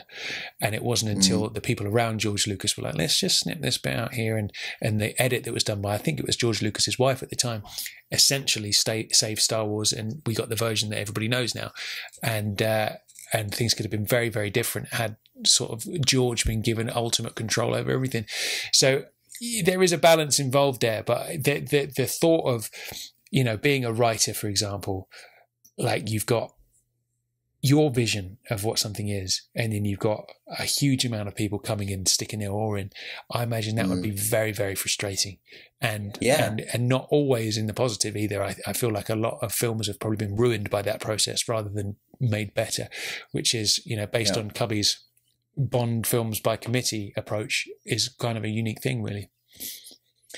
If the people that ultimately have a say in it, which should normally be the director, because they're the one that is being paid to sort of guide the entire thing and direct the story, direct the film into a certain direction. If the producer has as much power, if not more, that normally causes all sorts of headaches where the producer wants one thing and the director wants another, and then you get Alien 3, which should have gone one way but actually went another because the studio heads were saying, no, let's not have that, let's do this. And it became this watered down nonsense that didn't really do the original sort of vision justice. But if one of those people is Cubby Broccoli, who is clearly on exactly the same page as the director, then it's always going to work because they're always going to come up with things that complement each other. So if the director says, how about this? And Cubby says, no, I don't know, let's try this instead. They're not going to fall out about it. Yeah, absolutely. He was obviously... I think that's ultimately why... He was the person for the job. Yeah, I think that's ultimately why you had some of those long-running relationships, like with John Glenn, for example, directing so many films in the 80s, and even Roger sticking around so long in the Bond role is because all those people worked really well together. Do you know what I mean? You can argue whether the end product was what you'd wanted, but at the end of the day, a lot of people look at the 80s as the kind of the weakest decade for Bond and stuff like that. But ultimately, those key players work really well together, and that's why they kind of stuck around for as long as they did. So interesting, isn't it? When that is mentioned, I always argue that the 70s had lower valleys. It had higher peaks, perhaps, as well, but the low points in the 70s were far lower than they ever got in the 80s. I never thought The Man with the Golden Gun was anything worth shouting about. The worst parts in A View to a Kill are far more interesting than even the best bits in Man with the Golden Gun. Really? So, well, it's just, it's classic and it's hung around and everyone's got, a lot of fondness for it. And the cast is very interesting, but it's so dull. It really is so dull. Where there's lots of nothing happening. It's almost like it needs another good couple of drafts before they actually start shooting it. But they had to get it out quickly. They made this deal where you would just come off one film and go straight onto the next. So, yeah, I never thought that was particularly well written. It was sort of needed another go, which is exactly what they did on this one. They thought, right, on this one, we're going to get in thousands of writers. Indeed. And we're going to make the best one that we can. So rather than being undercooked, this one had the potential to be overcooked, but luckily... It turned out all right, didn't it? Absolutely. Yeah. So, talk to me then. Talk to me about the journey of the script, Dan, because it went on a particularly long journey. This one, didn't it? Yeah. Do you remember why they didn't? Cubby touched upon it in that interview. There, he said for whatever reason, Fleming didn't want that book made. Do you remember why that was? I remember reading it. Obviously, it's very different, isn't it? It's from the perspective of the Bond girl. And from what I remember reading about it, it was an experiment in his mind and he wasn't happy with the end result and basically said that if a film was to be made with that title, it wasn't to have any kind of anything from the book included in that. That was the stipulation on selling the rights to that particular book. Am I barking up the right tree, or have you found some other bits and pieces in there? There are going to be people listening to this that haven't read the book, so I'm assuming they've seen the film. If they've got to the end of episode 4 of us discussing the film, I should imagine they would have seen it. But yeah, although saying that, there are, the villains are not a million miles away physically. The villains from that book, they do kind of resemble Shandor and George. Absolutely. A little bit. So yeah, initially then, Guy Hamilton was going to direct it, having done Diamonds and Live and Let Die and Golden Gun. He was going to go straight into this one as well. I'm quite pleased he didn't, because like I said, I thought Golden Gun was a little bit sort of running out of steam, so it's made more sense that someone else should have a go.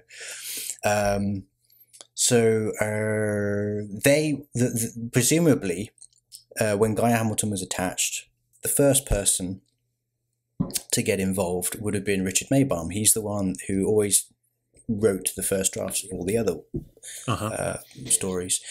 Or in some cases, he's the one that wrote the last draft. Someone else would have started it and he came along. Not dissimilar to what Purvis and Wade are doing now. They're the sort of key writers. They're the key voices, even though other people may have had a little say in it. They trusted them, so they'd always come back to Richard Maybaum. And Lewis Gilbert wanted his own sort of input as well. So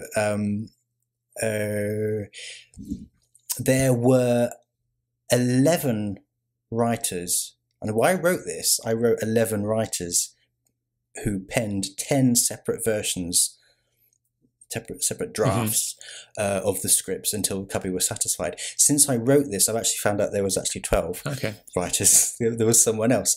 Because the book, James Bond, Spy Who Loved Me, is dedicated on page 2 to Lewis Gilbert, without whom.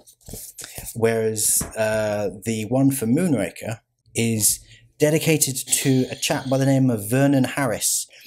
And I didn't know who that was, and I thought I better look him up. And I found out that Vernon Harris was a script editor. And he would have been someone who would have gone through the script, looked at the logistics.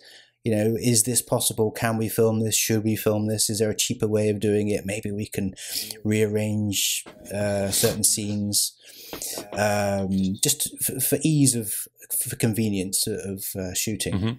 He'd worked with Lewis Gilbert on The Adventurers and 7 Nights in Japan, which Christopher Wood had also written, and he went on to work on Moonraker and Educating Rita as well. And he was he was an Oscar nominee for the script for Oliver, the interesting musical, 10 years earlier. But he didn't do script writing much after that. And Carve a Name with Pride as well. That's another Lewis Gilbert movie. So yeah, he was the 12th person that's never mentioned in any of these sort of behind the scenes stories about this. So the writers involved. The initial story, it seems from the research that I've done, the initial story came from Cary Bates. I'm assuming it's pronounced Cary, as in Cary Grant, but it might be Cary.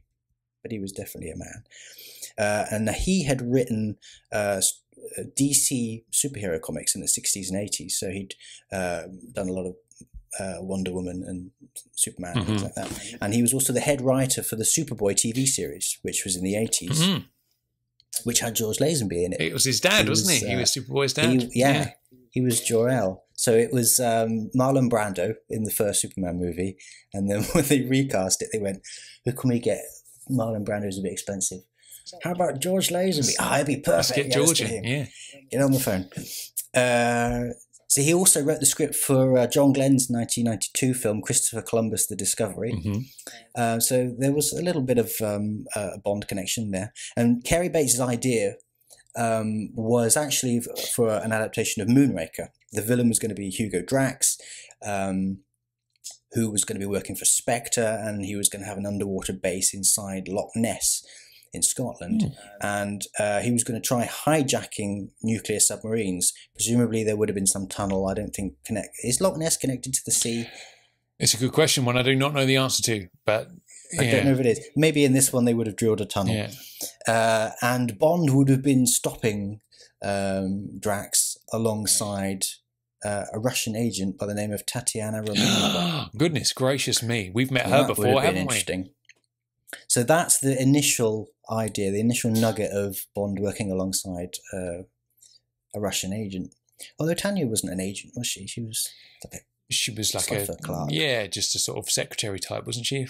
Yeah. Do you think they would have recast her, or would they have got? Oh man, so that would be what a 14-year gap, wouldn't it? I feel like it's a good, and you'd have a different Bond as well, wouldn't you? From Sean to Roger, obviously. There was that idea that Pola Ivanova was going to be Anya Amasova in A View to a Kill, and they scrapped that one. So I feel like those initially when you say that, I'm like, oh, that would have been interesting, but I think that would have just been kind of weird to have a major Bond girl like Anya show up in Pola Ivanova's part, which is very short, and you would expect Anya to return at some point in the film, wouldn't you? You would knowing how short the time we spend with Pola is. I feel like you'd be like, I want to see more from Anya, you know. And wasn't it also? It was suggested that the scene in Moonraker where Gogol's on the phone, the camera would have pulled back, and instead of being in bed with some nameless secretary, it would have been Anya. Oh, that's right. Yeah, that idea was thrown around. Anyway, so they didn't go with that in the end. But another treatment for Moonraker came from Jerry Anderson, who was the producer of Thunderbirds, Stingray, Joe 90. And he had written a script with his editor, Tony Barrick, because Harry Saltzman apparently had invited them to have a go at it early in the 70s. After finishing that script, Jerry Anderson refused Harry's payment for £20,000 for the treatment because he wanted to produce the film himself and he didn't want it to be watered down by anyone else. There we go, going back to writers being too precious about their work. And Jerry Anderson eventually said in his autobiography, "I'd hoped that Harry would eventually come back to me and I'd get to produce it, but this was not to be. In our treatment, we had an oil tanker which upended and fired nuclear missiles. It was a secret missile launching pad. As it happened, some friends of mine were working on The Spy Who Loved Me, and I'm reading into that it was Derek Meddings because he worked on Thunderbirds. Absolutely. And he said they let me sneak a look at the script, and I thought it was very similar with our treatment, so I started legal proceedings against Cubby. My lawyers weren't show business lawyers, so I was in a very weak position. I must confess I became very frightened, and after a few weeks decided to drop the matter. He later claimed that he was offered $3,000 on the condition that he sold the treatment to Eon, which he did, and the matter was completely over. So oil tankers may have come from that. We don't know. But again, there was rumours that Diamonds Are Forever was going to have an oil tanker in it with a giant laser mounted on the top. So it could be Richard Maybaum came up with the oil tanker. Tony Barrick's treatment had a villain by the name of Zodiac, who was destroying fleets of nuclear submarines with long-range torpedoes if the Western powers didn't turn over their art treasures. That was going to be his reason for doing that. And his henchmen were triplets. I've read somewhere that they may have been albino triplets, and they were going to be called Tic Tac and Toe. Very nice. Which is very similar to Mishka and Grishka, perhaps, in Octopussy. So they did that. They didn't end up in The Spy Who Loved Me. That to me sounds a little too Austin Powersy. That, do you know what I mean? Though, you know, I suppose you look at somebody like Knick Knack, and that's quite comedy, isn't it? That character. But Tic Tac and Toe, I mean, goodness me. Yeah, although I can imagine that happening in the film. I can imagine this interesting-looking character, maybe dressed entirely in black with, you know, white hair and white face and pink eyes, and Bond would go, "Oh my God," and there would be a fight, and they'd dispatch them, and they would definitely be gone. And yet, half an hour later in the film, they'd crop up again, but it wouldn't be the same one. It would be their brother. But Bond wouldn't know that. Yeah. So that might be the origin of the idea of Jaws coming back again and again and again. You know, you thought you got rid of him, and yet absolutely, he's still alive. So other writers that Cubby asked to contribute to a new story were John Landis, Ronald Hardy, Derek Marlowe, Anthony Burgess, Sterling Siliphant, Tom Mankiewicz, Richard Maybaum, and Christopher Wood, as well as the script editor that we talked about, Vernon Harris. So John Landis, I assume you know this name? Absolutely, yeah. Famous director. What do you know him from? I would know him primarily from the Blues Brothers. Okay, of course. Yeah. Yes, you're a big blues fan. Absolutely. So it would have been the big movie that he made later. The big movie was American Werewolf in London. Blues Brothers was just before that, and he'd done Animal House. Classic, John Belushi, classic comedy thing. That's right, of course. So John Landis was brought in to work with Guy Hamilton originally, and he hadn't done much at the time, so it was a bit of a gamble because he was an untested name. This was before Animal House. In the Washington Post in 1978, Landis told this really interesting anecdote about his period of involvement being employed by Cubby, and it appears that he was hired to specialise in far-out situations, only to be frustrated by Broccoli's judgment that he was going too far out. So in this interview, Landis says, "Do you know Cubby? He's a dear man, but the only man I've ever met who really talks like Marlon Brando in The Godfather. He's like a god in London, and there's always a red carpet being spread beneath his feet. In a lot of ways, I couldn't stand it. I hate all the reminders of the British class system. Whenever a waiter came bowing and scraping around, I wanted to say, 'Get away, can't you see I'm Jewish? He's the one you want.'" Which is only John Landis could get away with saying. So he says, "I was salting away all sorts of money since Cubby had me on a per diem of £300 to come up with bright, fresh ideas, none of which he was prepared to use. And he said, 'I'd just love to do a Bond picture one of these days. I came up with this terrific idea for the opening of The Spy Who Loved Me, and I swear it never occurred to me that it might not be acceptable.'" Now, this is very interesting. This is not a million miles away from how bonkers this book got, this novelization. Landis said, "After the traditional bum-de-bum-bum teaser," we all know what he's referring to, with the walk down from the side and the gunshot and the blood dripping down, "we open in a town square in your basic banana republic," it's his words, "anywhere, South America," he says. Bond comes staggering into the frame, torn and bleeding, a big gash in his forehead. He dashes up the steps of a cathedral and disappears inside. Moments later, here comes a company of federales armed to the teeth, banderillas and weapons all over the place, meanest looking bastards you ever saw. They enter the cathedral, shooting with their machine guns, pistol whipping innocent bystanders at random. Really bad guys. They barge into the cathedral and machine gun the chapel to pieces. The scenes of the federales searching up high and low, tearing up the place, obviously looking for Bond. Up front, there's a little figure hunched over a rail. 20 automatic weapons are trained on him.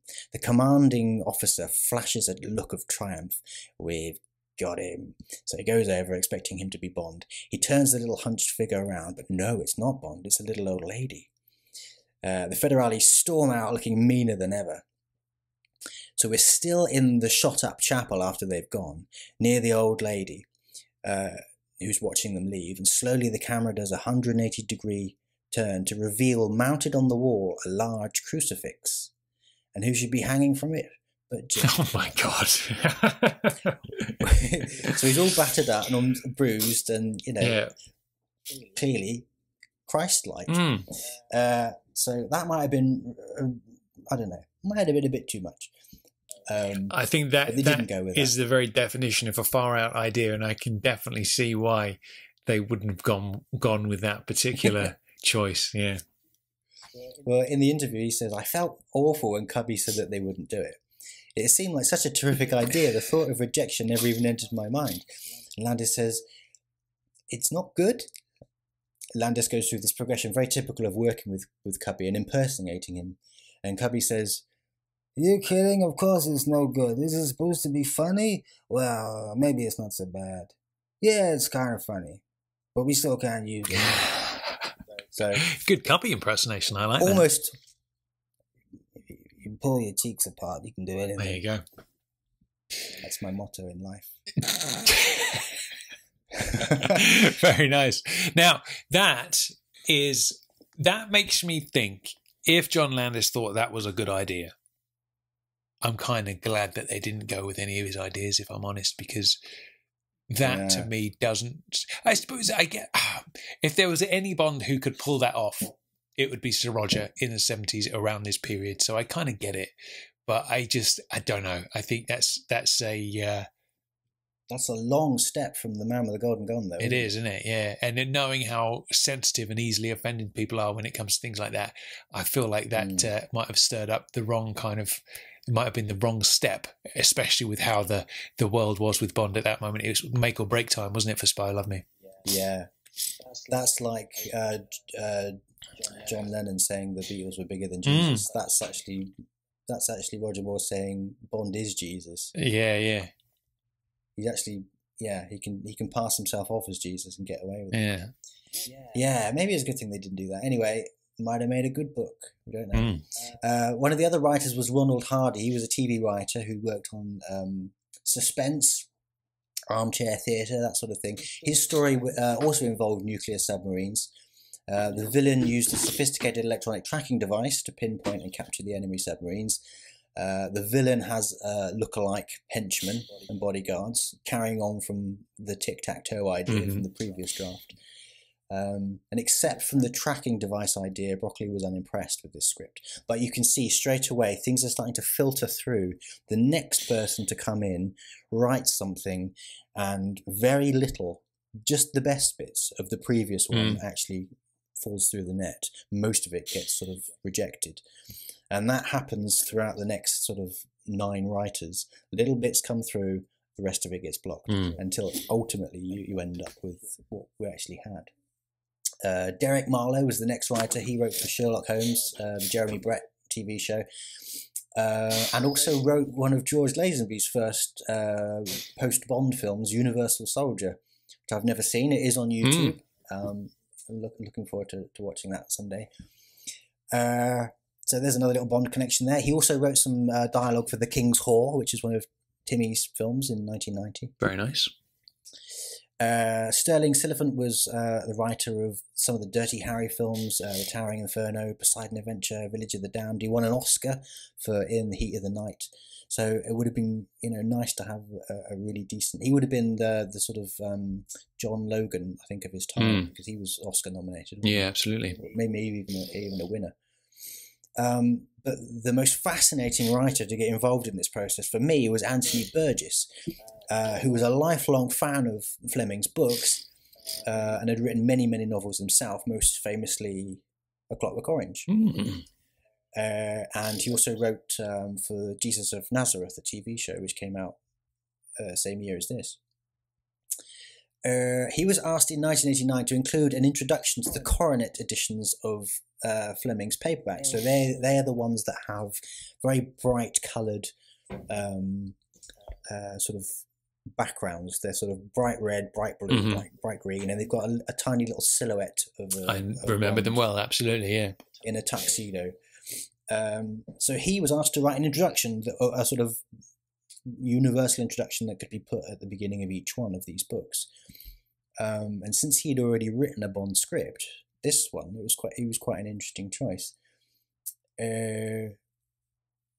His introduction, he states that he's not a fan of what the films have become. He says, it's important, I think, to stress the point that after the early films, those whose budgets were too low to allow too much extravagance, the James Bond who Fleming created has only nominally connected with the leering hero of the screen.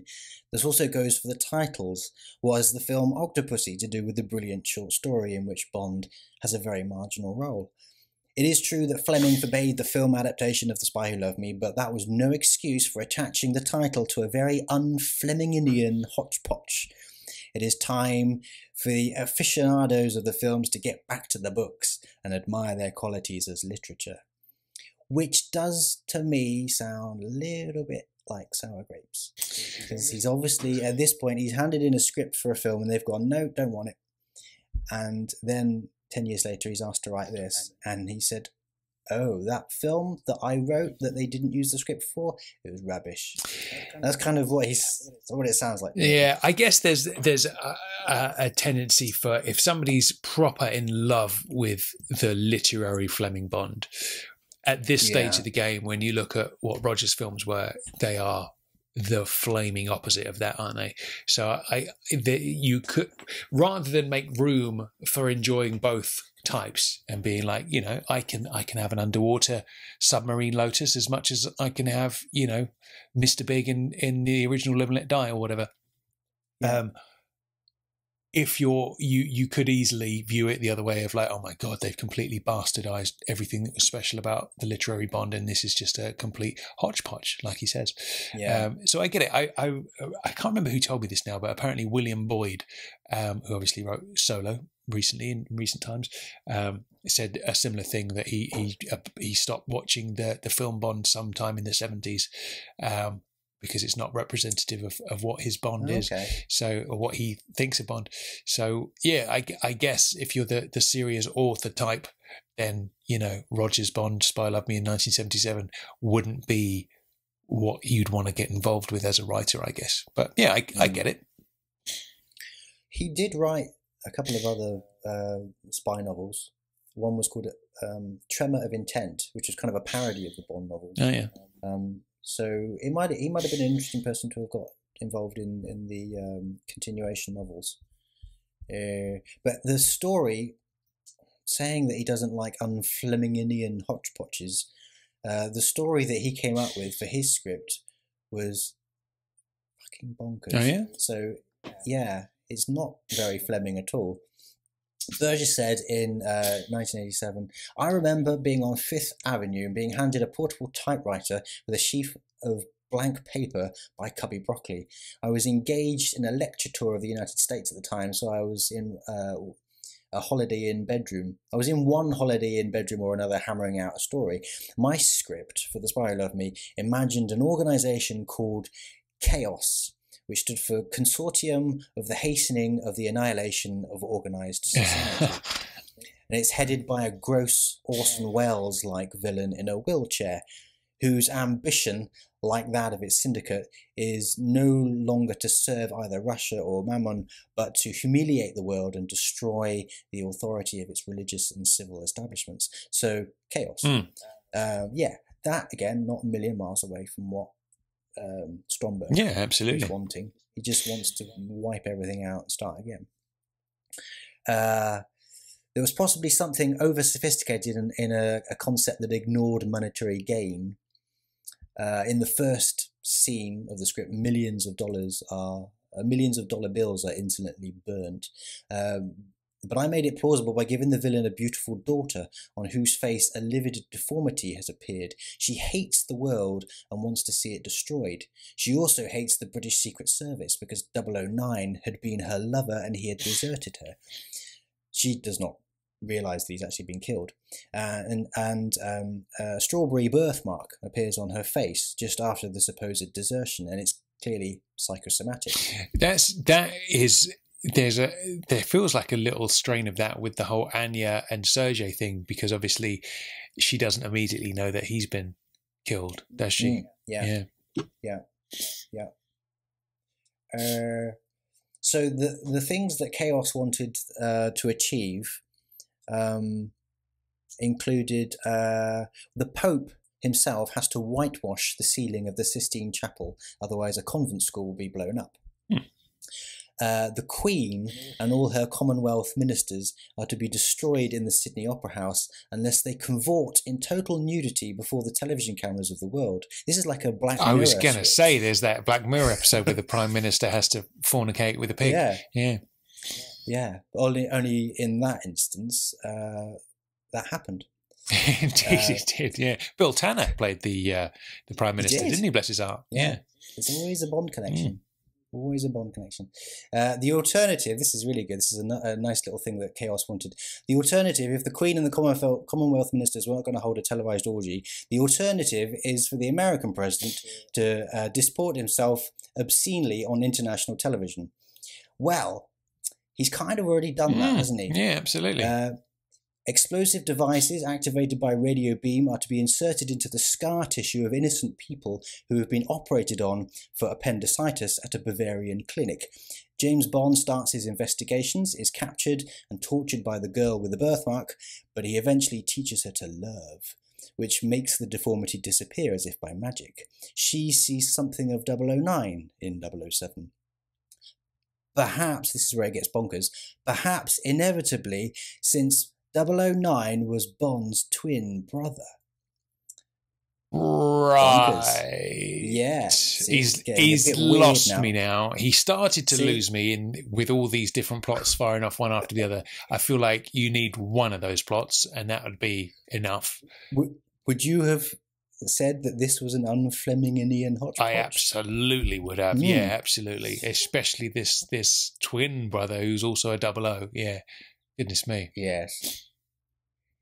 He said that my plot called for an unbelievable technology. It asked for more nudity and frank sex than the Bond films could conceivably carry. As I foresaw, the script was rejected, though my oil tanker idea that served as a camouflage for the floating palace for the chief villain was retained. When it was released in 1977, The Spy Who Loved Me turned out to be a synoptic gospel in which the contributions of numerous writers had been blindly pulled out of a hat and given to an electric mixer. I think that's probably... Oh, mate, your sour grapes angle, definitely, that reads 100% like sour grapes. Now, I thought, I could forgive him for that statement before, but after hearing what his ideas are, I'm like, hold on a minute, mate, you went way off the deep end with that one. Yeah, I think it's fair to say that the finished script is given a little more care and attention than what he seems to be suggesting, considering what he'd handed in. In 1975, Anthony Burgess lived in the top floor apartment or in an apartment in Monaco, and in 1988 there was a catastrophic leak of water from the roof of the building, which partially destroyed all of Burgess's collection of manuscripts. Which he was storing in a spare bathroom. I like the fact that he had a spare bathroom. Absolutely. Whilst Burgess's original Bond manuscript was destroyed in the flood, there was a copy in the Harry Ransom Center archives in Austin, Texas. So that's how we know what his bonkers idea was. Ah, interesting. So yeah, that would have been very, very strange. If you thought John Landis's idea was a bit mad, that one would have been really mad. But again, is it that far away from what we finally got in? Yeah, I think it is, because ultimately it's that one thing of focus being an important factor. Sorry, the neighbours started mowing their lawn, so I've just had to shut the window. Yeah, I think focus is an important thing with the story, and like you've said in recent times, keeping things more simple than overcomplicating them is the way forward, I think. And you've got so many different evil plots going on there, with the Queen having to get her minge out and dance around on stage, to, the president having to do whatever he had to do, to God knows what else going on, people in a clinic, to what else do we have? The convent school being blown up with the Sistine Chapel. It's kind of like, no, ultimately Bond's twin brother. You've got too many plot devices going on there. You like one of those. Let's just have one of those as the villain's main thing, and let's focus on that, because that would be such a scattered story that it would just be a fucking disaster. It would be like Casino Royale 67 as far as I'm concerned. Yeah, maybe that's what he was taking inspiration maybe from. Yeah. Although again, it's interesting, he said that he came up with the idea of the oil tanker. That's 3 writers now who have claimed that they came up with the idea of the oil tanker. So having had all of these different writers put their ideas into the melting pot, Richard Maybaum is brought on board. Finally, maybe they should have gone with him to begin with. Who knows? Anya Amasova first appears in Maybaum's draft. His idea, quite political and not a million miles away from Burgess's chaos idea, was that the Red Brigade, the Bader Meinhof Gang, the Black September Organization, and the Japanese Red Army all come together to form a new Spectre. And in the first draft of the first pages of the new draft, the young terrorists burst into Spectre's headquarters and assassinate the old guard. They're not interested in blackmail and extortion. They want to destroy the world by capturing a nuclear submarine and wiping out the world's oil fields. So it says that Maybaum had actually done some location scouting in Budapest for this. So it may have been a stand-in for Russia or somewhere else, but that was obviously something that he'd done. He'd obviously started doing some research before he came up with this idea. Jaws first appeared in Maybaum's draft, which is quite interesting. And originally, the character may have died in a furnace at the end, although reports of that are unsure. I should point out, a lot of this information comes from a website called bondfoundevents.com, and the fella who was running that has obviously got a lot of these drafts, and he's been very kind to allow me to reproduce a lot of this information. I will name check him in a moment, so if you are him and you're listening out for your name check, hang in there. In comes Christopher Wood, who has replaced the terrorist group with a Blofeld-style villain named Stavros, who is a shipping magnate, who owns a huge supertanker equipped with special valves to open up and swallow submarines. Spectre uses a tracking system to capture the Russian and British submarines, and Jaws becomes Stavros' chief henchman. But Broccoli told Christopher Wood to remove any traces of Spectre because Kevin McClory owned Spectre at that point, and he was starting to make noises about wanting to make his new version of Thunderball, and that would have meant more court cases. So ignore all Spectre and change the name from Stavros to something else, because Stavros is too similar to Stavro, Ernst Stavro Blofeld. So yeah, let's just call it something else. So he comes up with Stromberg. And then, after that, Tom Mankiewicz would have come along and polished the dialogue and rewritten some of the scenes, moved things around here and there, which is probably why the finished film doesn't resemble the novel that Christopher Wood wrote. Yeah. Because someone else has come along and changed it again. And of course, as we know, other members of the crew were coming up with ideas and adding scenes, and the wet bike, and the fight on the train, that sort of thing. So it was all very much a movable feast, and there was lots of different things being added to the story at every single stage, and then it would have changed again in the editing, and then I don't think anyone would have recognized it by the end of all of that. Interesting, because I remember hearing a story that originally Stromberg was meant to be Blofeld and he was representing Spectre. I'd always heard that story being thrown around, and then obviously McClory coming in and throwing his weight around, so they're like, fuck it, let's just call him Stromberg and change it to something else. And I often thought I could see Kurt Jurgens sitting there in Atlantis in his big chair at the meeting room table with his white pussycat. I could see that clear as day. I feel like Stromberg almost is Blofeld on the big screen.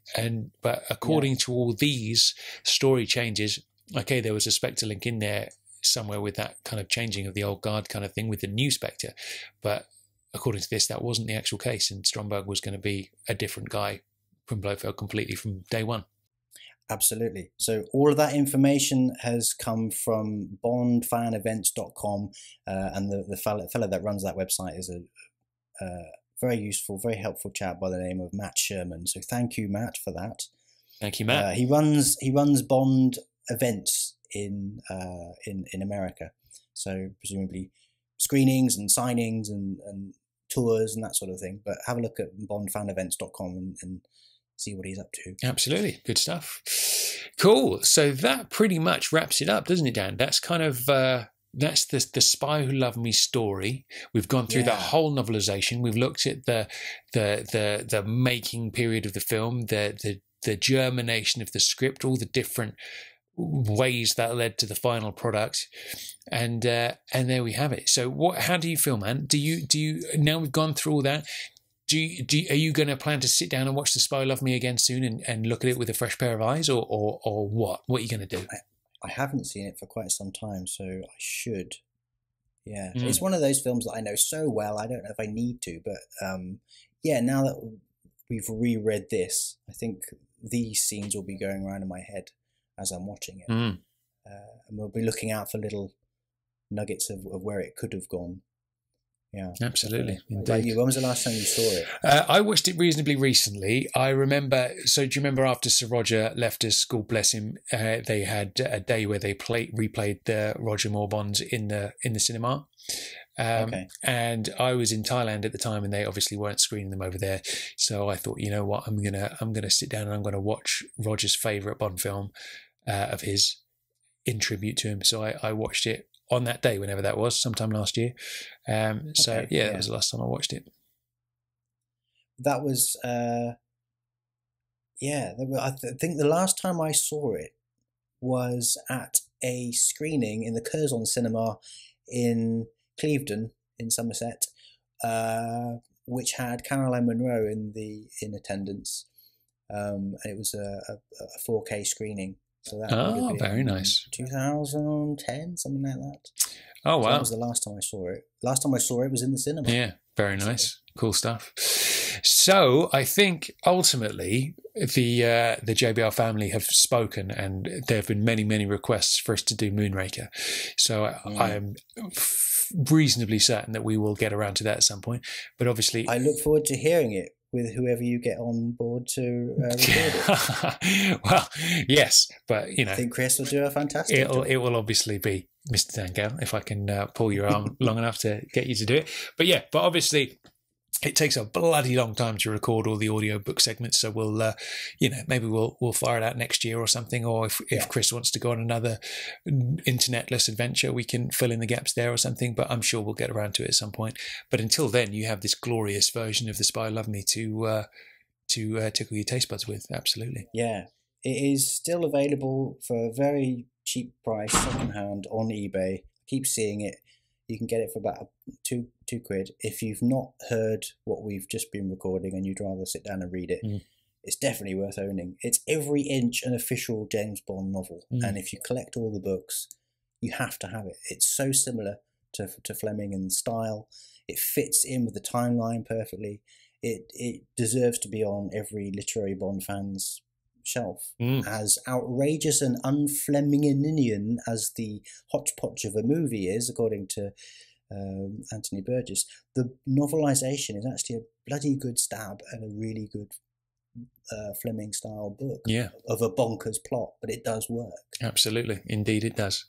Yeah, except one tiny little detail which we haven't covered yet. Oh yeah, go on.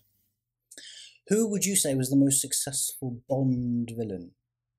The most successful Bond villain? Yeah, in that they achieve what they set out to achieve. Are we talking in the film world or in the book world? In the films. Yeah. The most successful Bond villain that who actually causes the most chaos because that's what they wanted. I would say probably would you say maybe the one that's appeared in the most films, just because they've had more chances to do so? So you're obviously saying Ernst Stavro Blofeld there, aren't you? I'm suggesting it could possibly be. Yeah. But, that's up to you. I haven't thought that long and hard about it, but Sanchez did pretty well. He did pretty good out of his... He did all right, didn't he? But I guess it must be Blofeld, yeah. Must be Blofeld. I would argue that James Bond is actually the bigger villain, because in the film The Spy Who Loved Me, Although Blofeld in Diamonds Are Forever, he gets to use his laser to blow up a submarine and some missiles in North Dakota. Mm-hmm. I think it's China as well. But in The Spy Who Loved Me, James Bond destroys the second largest oil tanker in the world, a gigantic marine research laboratory, and 2 nuclear submarines, plus all the other nuclear warheads that would have been on board, by setting off 2 nuclear bombs, causing, according to the novelization, devastation and tidal waves all around the Atlantic Rim. Which is not a million miles away from what Blofeld was trying to do in Thunderball, but never achieved it because Bond stopped him, right? Yeah. He wanted to set off 2 nuclear bombs. Bond sets them off in this film. That's a very good point that I hadn't considered. He is a more villainous villain than even Blofeld. I tell you what, as an extra little dig at Stromberg as well, actually, is think of the amount of marine life that would have been destroyed by those nuclear bombs. So, yeah, absolutely. Yeah. I hadn't considered that, actually. Yeah, didn't work, did it? No. Indeed. I looked it up just because I was interested. I'd like to know what the report would have been that Bond put on M's desk at the end of this mission. Mm. You know, in For Your Eyes Only, he has to write a thing saying about Locke being paid off. Yeah. And he reads this report about where the thing went wrong, where the mission went wrong, but we could still salvage it if we can find out who paid Locke off. Yeah. In this one, he would have had to say, well, I decided to set off 2 nuclear bombs in the hope of saving the world. And then M would have said, I hope you signed a check. You remember in Octopussy, he said, I hope you signed a check for that egg, that Fabergé egg, before you leave the building, because it's government property now. I looked this up. Oh, I think he says a chit, doesn't he? That's a little ticket to say, like, make sure you register that you've taken it rather than a check. Oh, right, okay. Yeah. Well, it's basically saying it's coming out of your wages if anything happens to it. Right. So I've looked this up. A Virginia-class U.S. submarine that is currently being built in the U.S.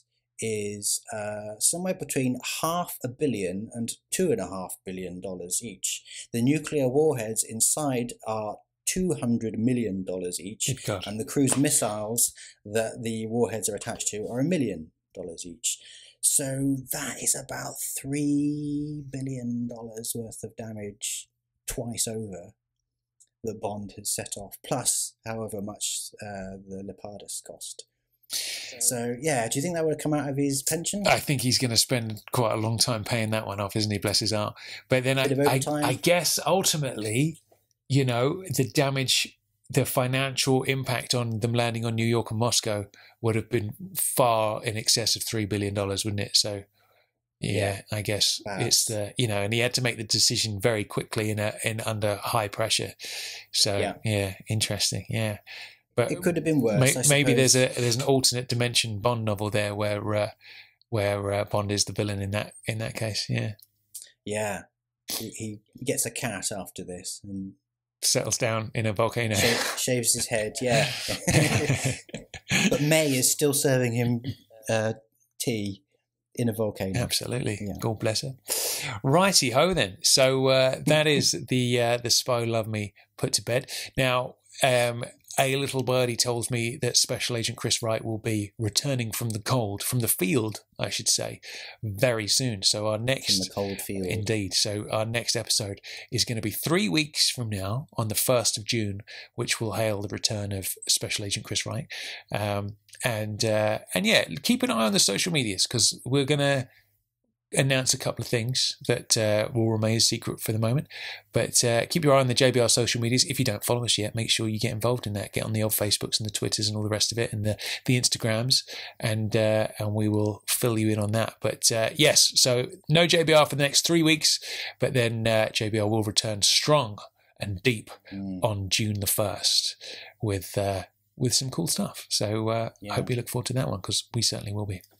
Will Anya's breasts be involved? I feel like if you ever watch the YouTube feed, you'll notice that there's one of those magnetic kind of boards behind Chris every week where he has some of those letters for children. Don't ask me why he has that. I don't know.